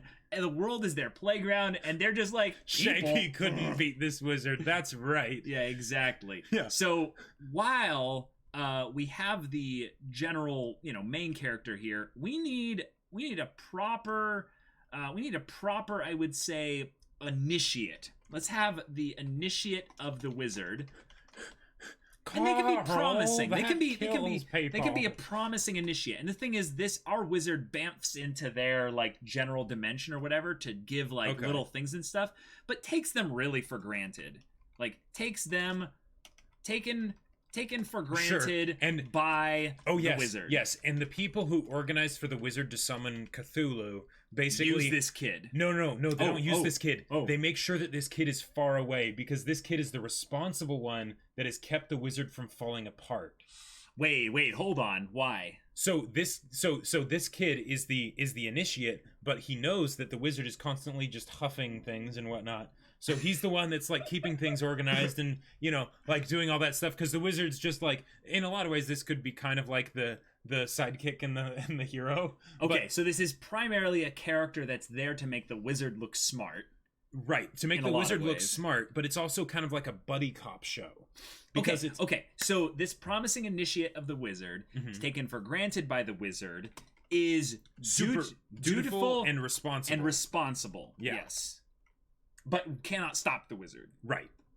But cannot stop the wizard. Okay, I love it. So now we have to go really silly with this super evil cultist organization that's trying to summon the Great Old One.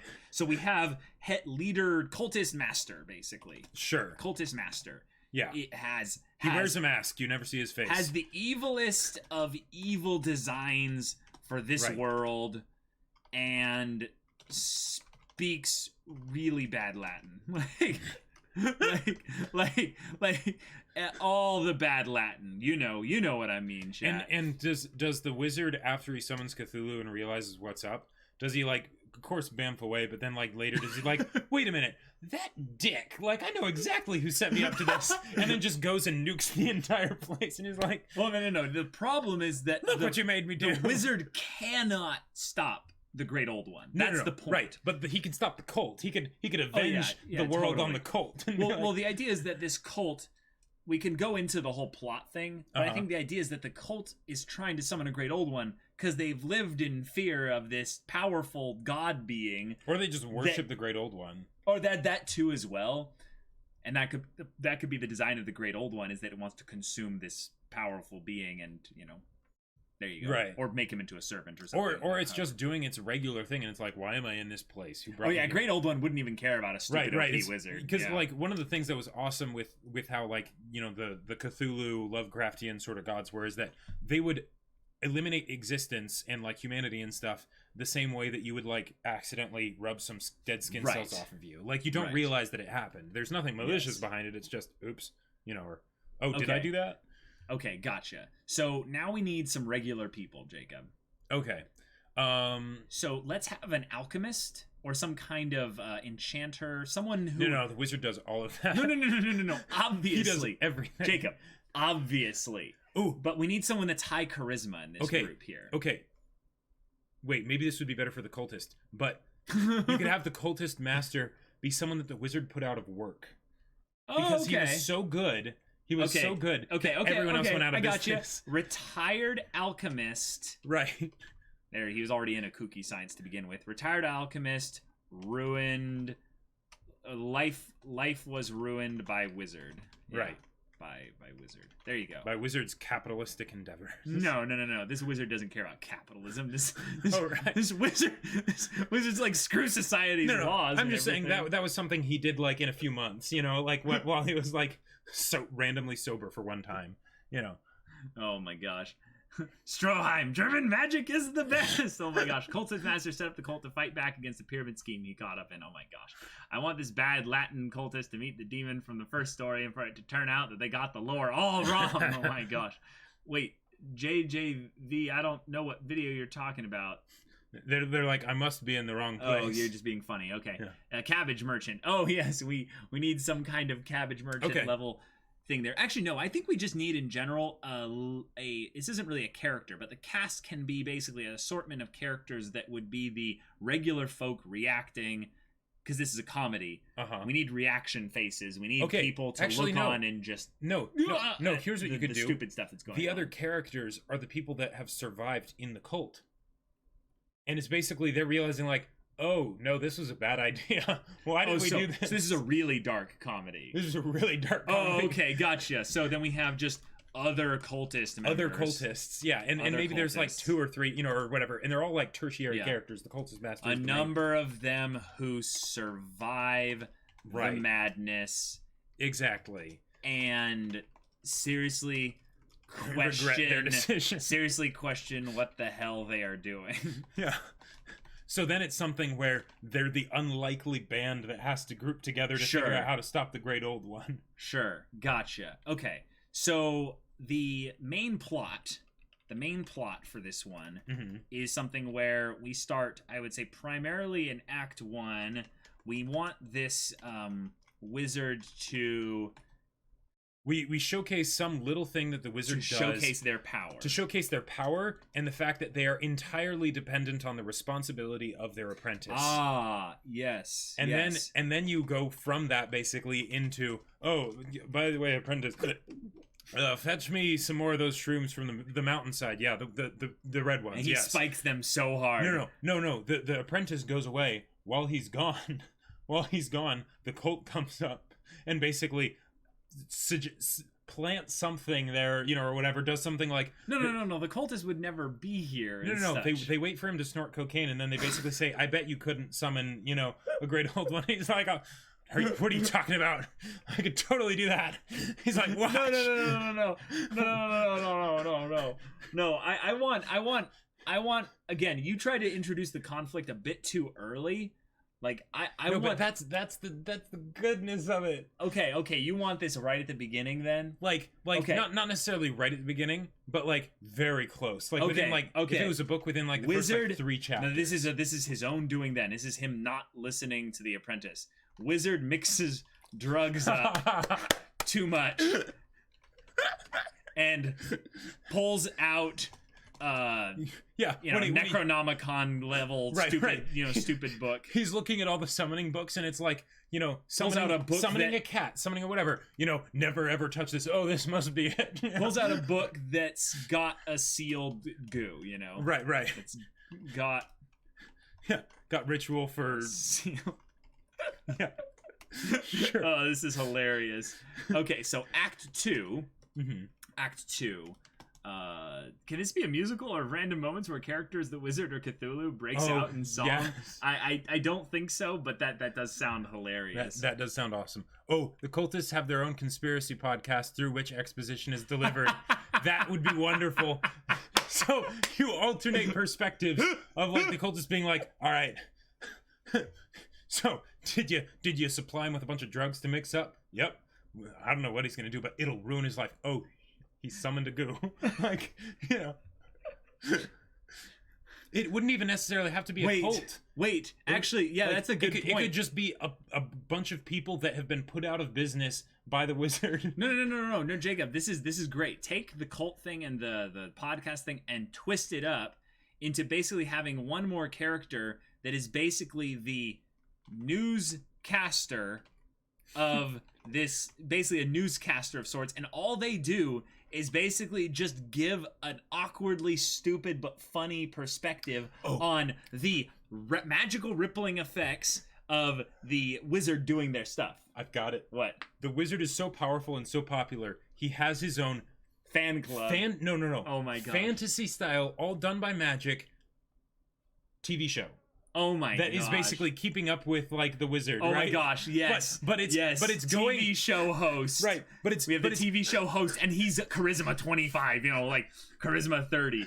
This is great. But the thing is that and that could be the cult leader essentially. But the no, thing is that, no, different character. No, but different character. No, but you could have it be them, and the way they're getting ruined is because the wizard is doing so much drugs. No. Let's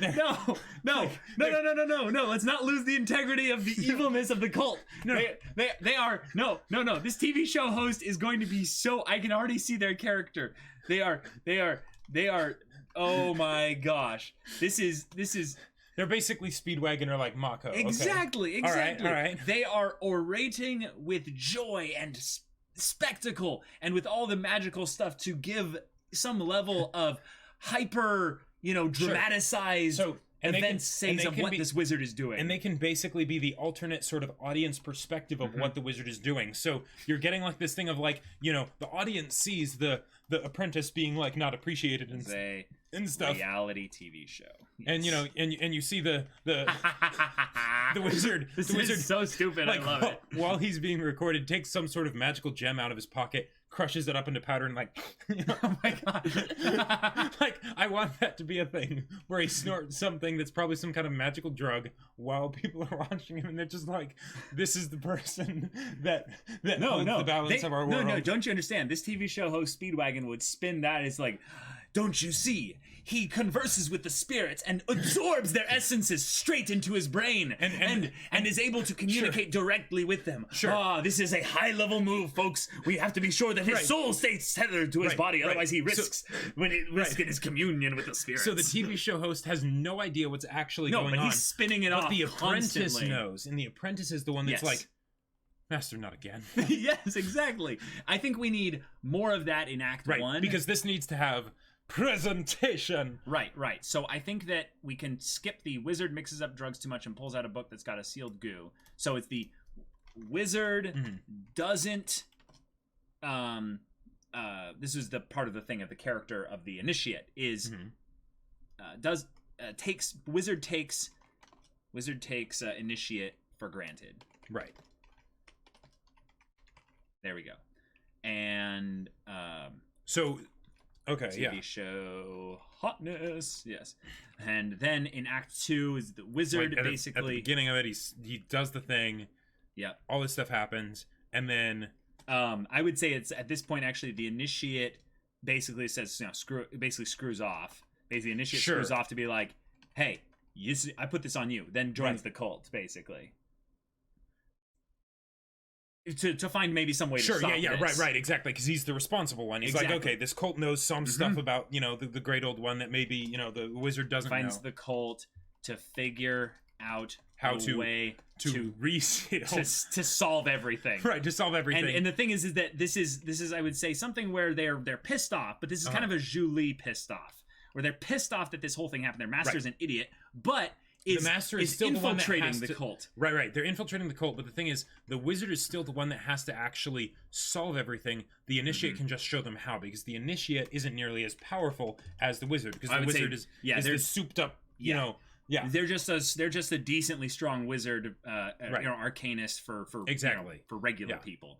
Yeah. Then Act 3, I would say, is the world is engulfed in madness. Right. The world is ending. The world is madness. Like Armageddon. Yeah, it's right. Exactly. Everything's bad. Yeah, it's really bad. And then eventually the wizard and the initiate make up. Yeah, then initiate and okay. The world is engulfed in madness, and the cult is unable to. Right. The cult and the wizard are unable to do anything. Yeah, the cult and wait, hold on. Okay. Well, the cult almost doesn't need to be focused on. Okay. So, the world is engulfed in madness. The wizard basically. The wizard is unable to stop this. And goes back to his goes back to hide and just shooting up. Right, exactly. To just ignore the problem. Yeah, because he doesn't have to deal with it. Right. Well, and he doesn't know how to deal with it. He's like, okay, I'll just bamf off to another dimension. But we can see this specific thing where the initiate has a back door into this place. Right, exactly. And then shows up. And then basically comes up and does the let's see her grit those teeth, and smacks some sense into the wizard. It's like, and also gives him basically the right. He's plot like, device of how to solve this. You've never appreciated me, but when off and found out how to actually Right. solve this mess that you created. You know. Yes, the world is unsolved. This so hides. Oh. Initiate Mm. comes to Yes. Wizard's Yeah. hiding place and And presents solution. presents solution. Yep. And then what we can have here is TV show host Yes. is having narrates the time entire of thing. his Yeah, life. This is like Ruby Rod, like Yes, like, exactly. This is the best show I ever did. Okay, Yeah. yeah. So and okay, the one day, Yeah. one day that the wizard ends up summoning the goo, Yeah. basically the initiate from overwork ends up like collapsing from exhaustion and like basically get sick or whatever. Okay. So they aren't there for that one day.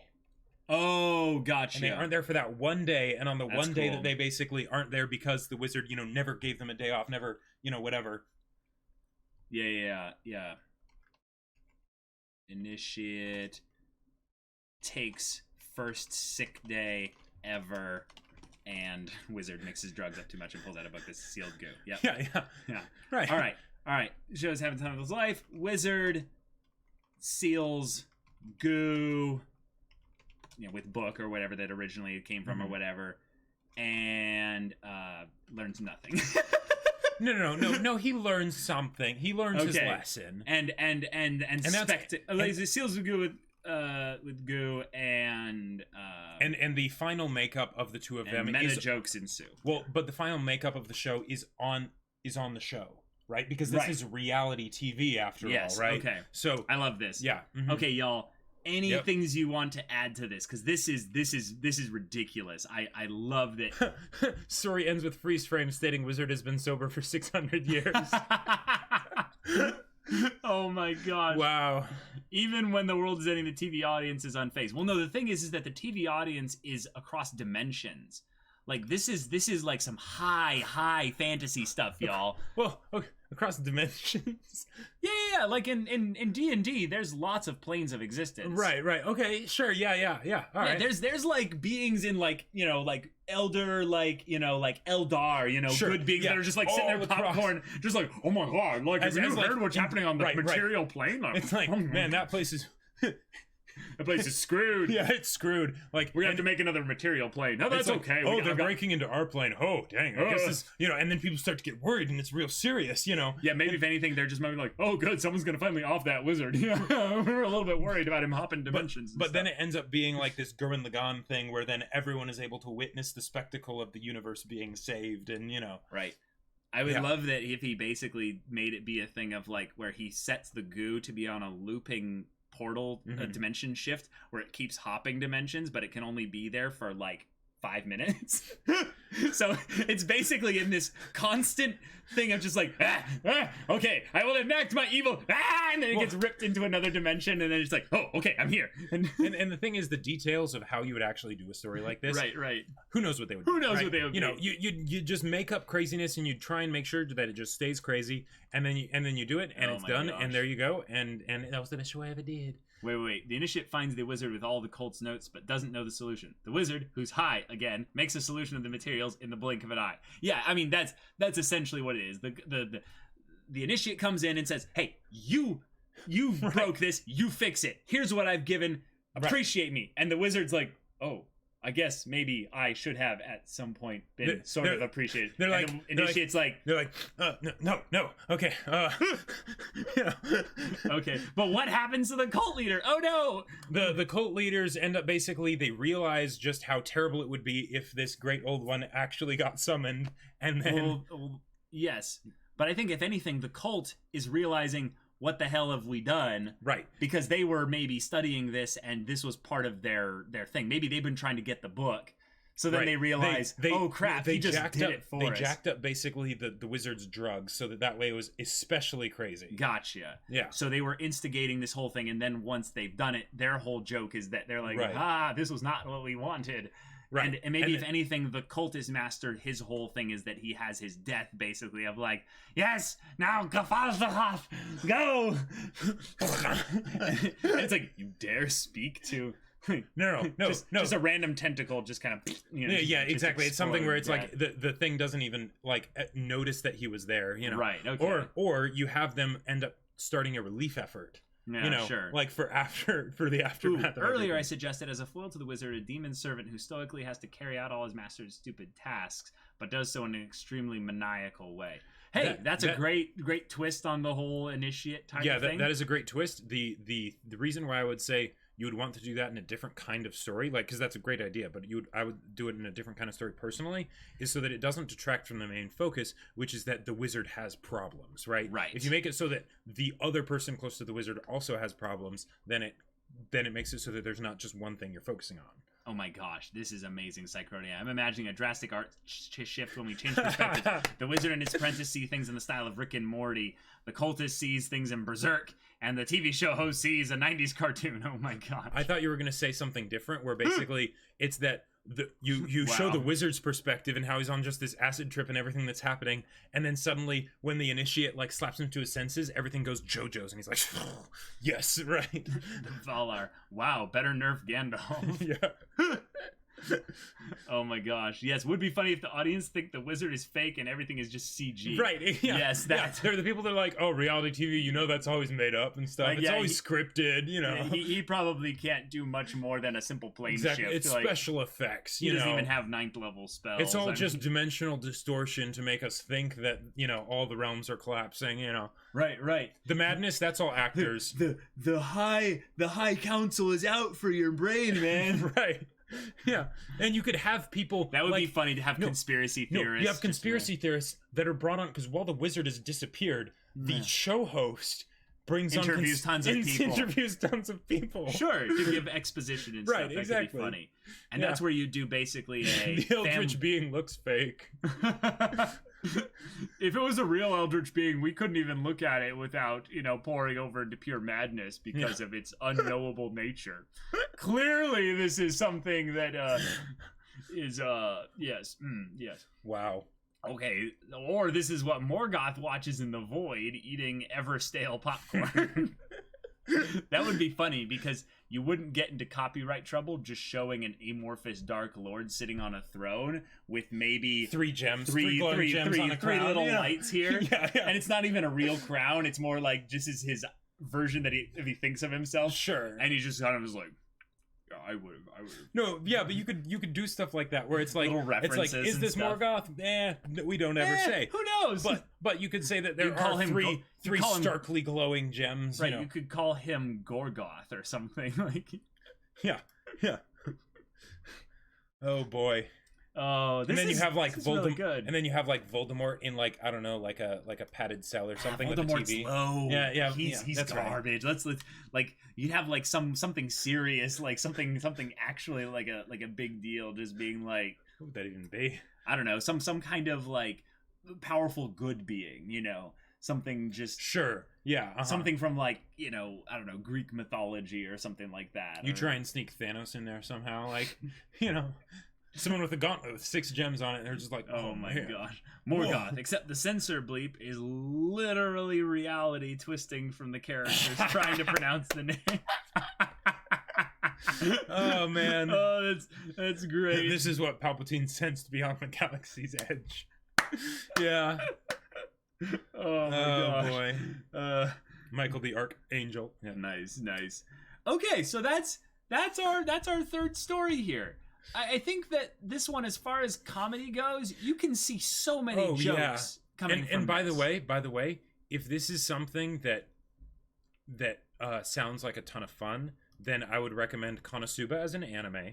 And then also I would recommend Konosuba's way lighter though. Fifth Element as a movie. Yes, Fifth Element is a perfect. It's not exactly thing of like this, but it has a lot of similarities. Yes, just if say. you haven't seen Fifth Element, oh my god, Yeah. it's so Also, funny. Megamind. Megamind is actually really the hero. The hero, hero sidekick. becoming a villain. Oh yeah. Because it's the sidekick becoming a villain. Right. I really love Megamind. Yeah, Megamind is awesome. Megamind is fantastic. They really did a well executed twist on superhero stuff back when superheroes were like super. We were inundated by them. But the main one I would say is Fifth Element. Yeah. If you haven't seen that movie, it's absolutely fantastic. I believe it's on Netflix. Yeah, It's wonderful. It's really cheesy. It's so but much fun. It's definitely a Like the whole thing of the reality TV show with the person that's narrating things as the Mhm. world is ending. oh yeah. That is literally in Fifth Element. Yep. It's wonderful. Oh my god. Ruby Rod. For Lost in Paradise.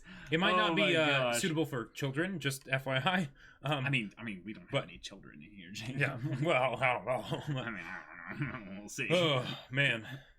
Oh man, I still want musical numbers. Hey, you know? Oh you no. know? If it's reality TV, commercial breaks. Commercial Definitely breaks. Musical numbers. For Oh, yeah. sure. I think that this medium, though, you wouldn't really No, he's want. a wizard. I think that this medium that you would choose for the wizard summoning the goo during an Uh-huh. acid trip is either going to be like an actual like joke D&D campaign, Well, or just no, because the thing And- is with and you're- comedy, and yeah, you're role playing as members of the cult. That's the whole joke of it. maybe. But I feel like with comedy, that's actually something like where dedicated comedy, Mm. you want it to be so refined, you wouldn't Right. want it to be in like something where there's any kind of like Yes, choice by other people Correct. in the matter. but I would say it would need to be in a visual medium. This would not work as well in a book. Oh, I think you could do it as a book. You think you could do it as a book? Light novels exist, Caleb. Well, okay, here's the thing, Jacob. Here's Uh-huh. the thing. I don't think you could do as good of a job with a TV show host without that bravado in acting, you know, really hyper over the top characters. You just have to you'd have to be clever with how you do the description of things. Yes. And then and maybe have it be something where all of it is from the perspective of the show host as he's doing this show, right? So This he's is actually so the stupid, I perspective love it. character, Oh my gosh. you know. Wow. I'll add a recommendation on Good Omens as a book and show. Kind Ah. of similar. Oh, yeah, it just came out recently. I know about the book, yeah. In this world is the destiny of mankind held within the The meth-saturated meth-saturated mind of an ever-stoned wizard. Probably. Guys, Oh, feel free to man. write this book. Well, you have all the rights. That's true. Why, yeah. thank you, no digit. This has gone to intriguing to very silly. Yes, that is Yep. that is Mhm. kind of the point here. Hey, we are called Semblance of Sanity after all. What better way to end a stream? Than Then having by no going from- semblance of sanity. Exactly, going from like good educational stuff talking about how you could make a heartfelt story to You can make all kinds of stories out Yep. there. I mean, here's Oh, the thing: boy. there is no limit to what you can do when you're creating a story. I think Yep. part of the thing That's that the makes best part this about makes it. this fun is that you can come up with an idea, but everyone has an idea. right. The And- idea that's nothing really. It's really not special. And this Yeah. is something that was kind of like something I don't think I ever really had the harshest version of this given to me, but it was something that I realized way later than I probably should have, is that my ideas mean nothing. Anyone can come up with these ideas. That's kind of Yeah. the point that we're trying to bring up here. Right. You can come up with these ideas. Ideas are easy. Ideas are easy, Yeah. but the actual going at it and creating a story out of it, Mhm. that's Much where harder. basically the legends are forged, you know. That's Right. where the titans go and do battle, you know. That's why like it's a for brutal instance, arena. sorry any Hunger Games fans out there. I hate how Hunger Games ends, Yeah. right? Like I loved the 1st Uh-huh. book and you know I just yeah. Mhm.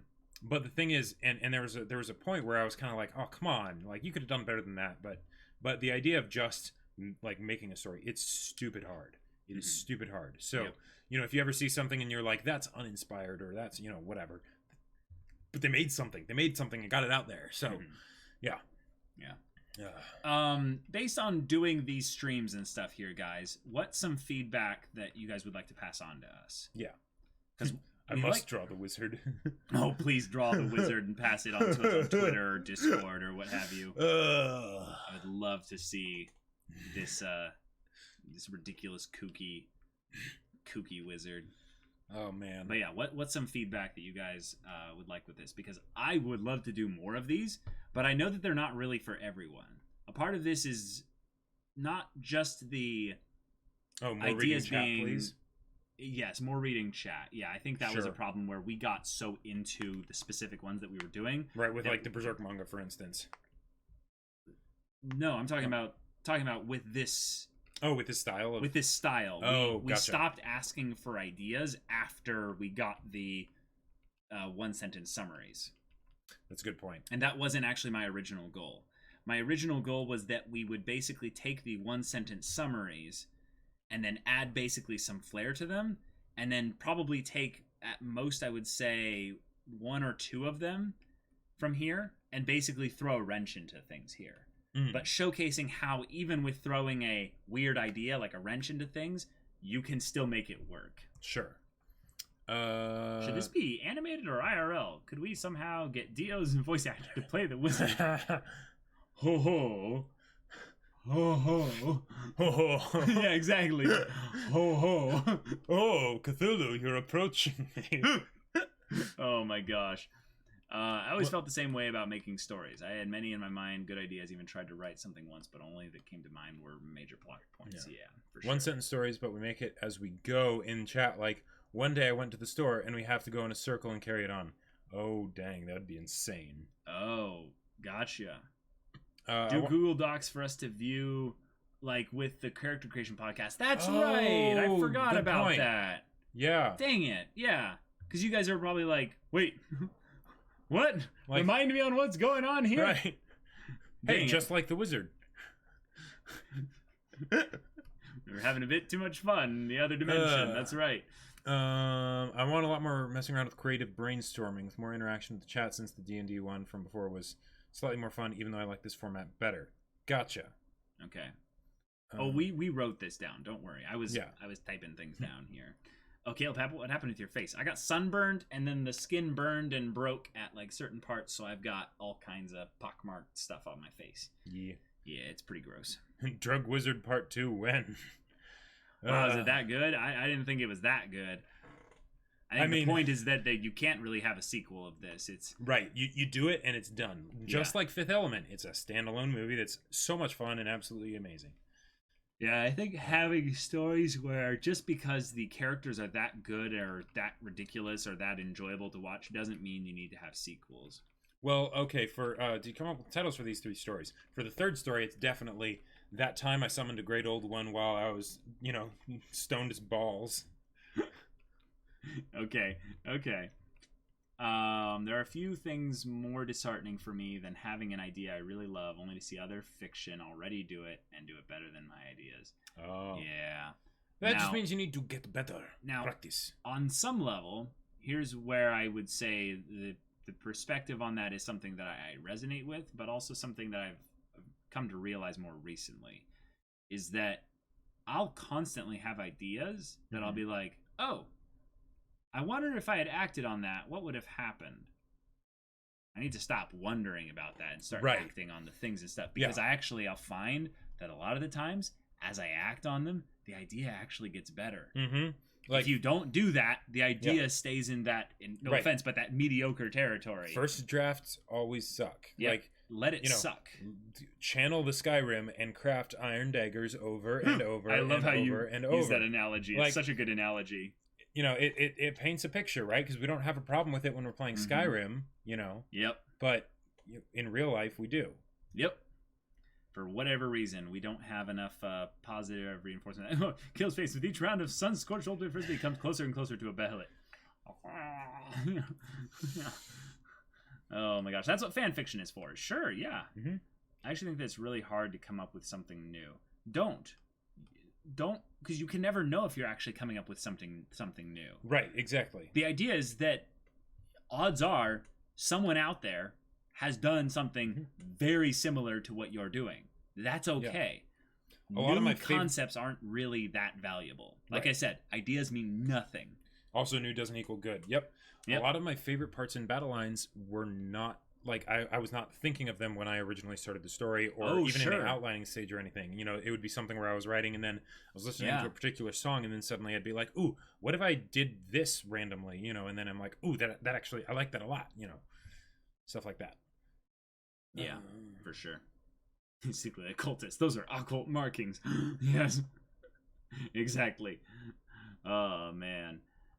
I think execution matters more than originality, so long as you're not outright stealing. The thing is, is that on some level, everyone's kind of stealing. Right, good artists copy, great artists steal, because there's not really anything new under the sun. Well, yeah, but we were just mentioning the hero's journey. Right, exactly. Yeah. Is it wrong to steal from a concept of, like, an outlined concept of storytelling? Right. No. And in fact, actually, I would say that really good. Most of your favorite stories are slight ripoffs of something else. Yep. Mm-hmm. So yeah, kind of in some way, I would say, like, obviously there's just straight out plagiarism, but right. Steal from one and you're a robber. Steal from everyone and their inspiration, basically. Yep. It's kind of crazy how that works. Yep. But it works. The series I wanted to work on started out pretty rocky at first. It's gotten a bit more concrete and less suck. It still sucks, but less so now. Hey, there you go. You gotta put down wet concrete before you can get concrete, you know? Yeah. New is an illusion. Matter and energy cannot be created or destroyed. Why are thoughts different? Sure. Hey, that's a cool way to look at it, yeah. I was a bit confused what your story creation process was. Do you go concept, characters, then motivation, details? I generally go characters first, actually. I think we're slightly different on this. Yeah, I like it when the story has a holistic feel to it. So I go for, because usually the stories that really hit me hard are the ones with a particular kind of like message, even if they're not like preaching some kind of message or whatever. Yeah. So that's why I really like doing the one sentence summary first. And then from there going into more of the details, like the concept, characters, things like that. Yeah. Motivations. For sure. Hey, if your work sucks 100%, and every time you rewrite it sucks 1% less, and you just need to write it again 1,000 times. Wait. Then it'll be 10 times, or 10... Yeah, what? 10 times is awesome. Yeah. 10 times more than awesome. Right. Yeah. Oh, right, because sucks. Gotcha. So it would go to neutral, and then... Even Lord of the Rings stole from Celtic and Norse myth. Yup. And what is myth but just stories people have accepted as pseudo-facts? Or as basically just culturistic lies, basically. Are we going into quantum physics and the whole universe expansion thingy? I mean, I don't know. I'm not a physicist. I don't know much about that. So the Kubrick method, maybe? Kind of, I think. Who knows what the Kubrick method is? I don't know. Because are you talking about, Stanley Kubrick? Oh, gotcha. Huh. Yeah, he was the guy that did Space Odyssey and stuff. Yeah, he's Oh, the 1 point perspective thing? Gotcha. Huh. I don't know. Possibly. That's interesting. I'll have to look more into that because Maybe. I'm not a film buff really in terms of like visual shot composition and all that stuff. The whole 130 plus takes of shots just to get it right. Oh. Huh. Well, somewhat. Well, the cool thing about it though is that as you go, you get better at doing what you're doing. So you get to the good stuff faster, right? Like when I would write, like, because sometimes, like, say for battle lines, the story would take a turn, and suddenly I'm needing to actually just make new content, right? Gotcha. The new content that I made later on in the writing process was way better than the new content I made at the beginning of the writing process. For sure. But yeah. All right, y'all. We're gonna be ending it real quick here. Yeah. Ooh. Oh yes, let's shout out Battle Lines. And by the way, how is Battle Lines doing? It's doing rather well. Complications with Amazon, but it's doing well. And can people purchase it on Amazon? Indeed. Yes, Indeed. yes. And is the gateway up on Amazon right now? The gateway. Yes. The link so that I can share it in chat. I do believe so. Yes. So if y'all want to check out this Battle Lines story, which one is it? Wait. Scroll down. There's anything else? Oh, there we go. Oh, this is it. Yeah. Although it says, wait. That's weird. Okay, this is the same. Oh, yeah, there we go. Yep. Mm-hmm. So if y'all want to check out Jacob's book, Battle Lines. Ta-da! Wow, that's a really horrible link there. Wow, Amazon. Thank you, Bezos. But that's really dramatic. There. International copies are not available right now, but you can get the ebook. Yeah, big link. thick link. What did you find hardest when writing battle lines, the story or the wording writing itself? The story, because it's very, very character driven with all the plot details and everything like that. So making things happen in a way that felt natural to the characters was something that I was constantly needing to rework, because when you change one thing, then butterfly effect, everything else changes afterwards. Makes sense. So yeah. But yeah, go check that out. Next week we've got another one of these going on. We'll be talking about some anime that are coming to a close soon. Yes. And we've also got our Berserk manga review tomorrow, 3 p.m. Pacific time. All our streams are at 3 p.m. Pacific time. We've got Thursday gaming with Jacob playing Dota 2. That's and right. We've got Come Friday gaming with Caleb playing Witcher 3 DLC. Having a lot of fun. So y'all, hope to see you all in future streams. But until then, we're Semblance of Sanity. I'm Caleb. I'm Jacob. And we'll see you all next time.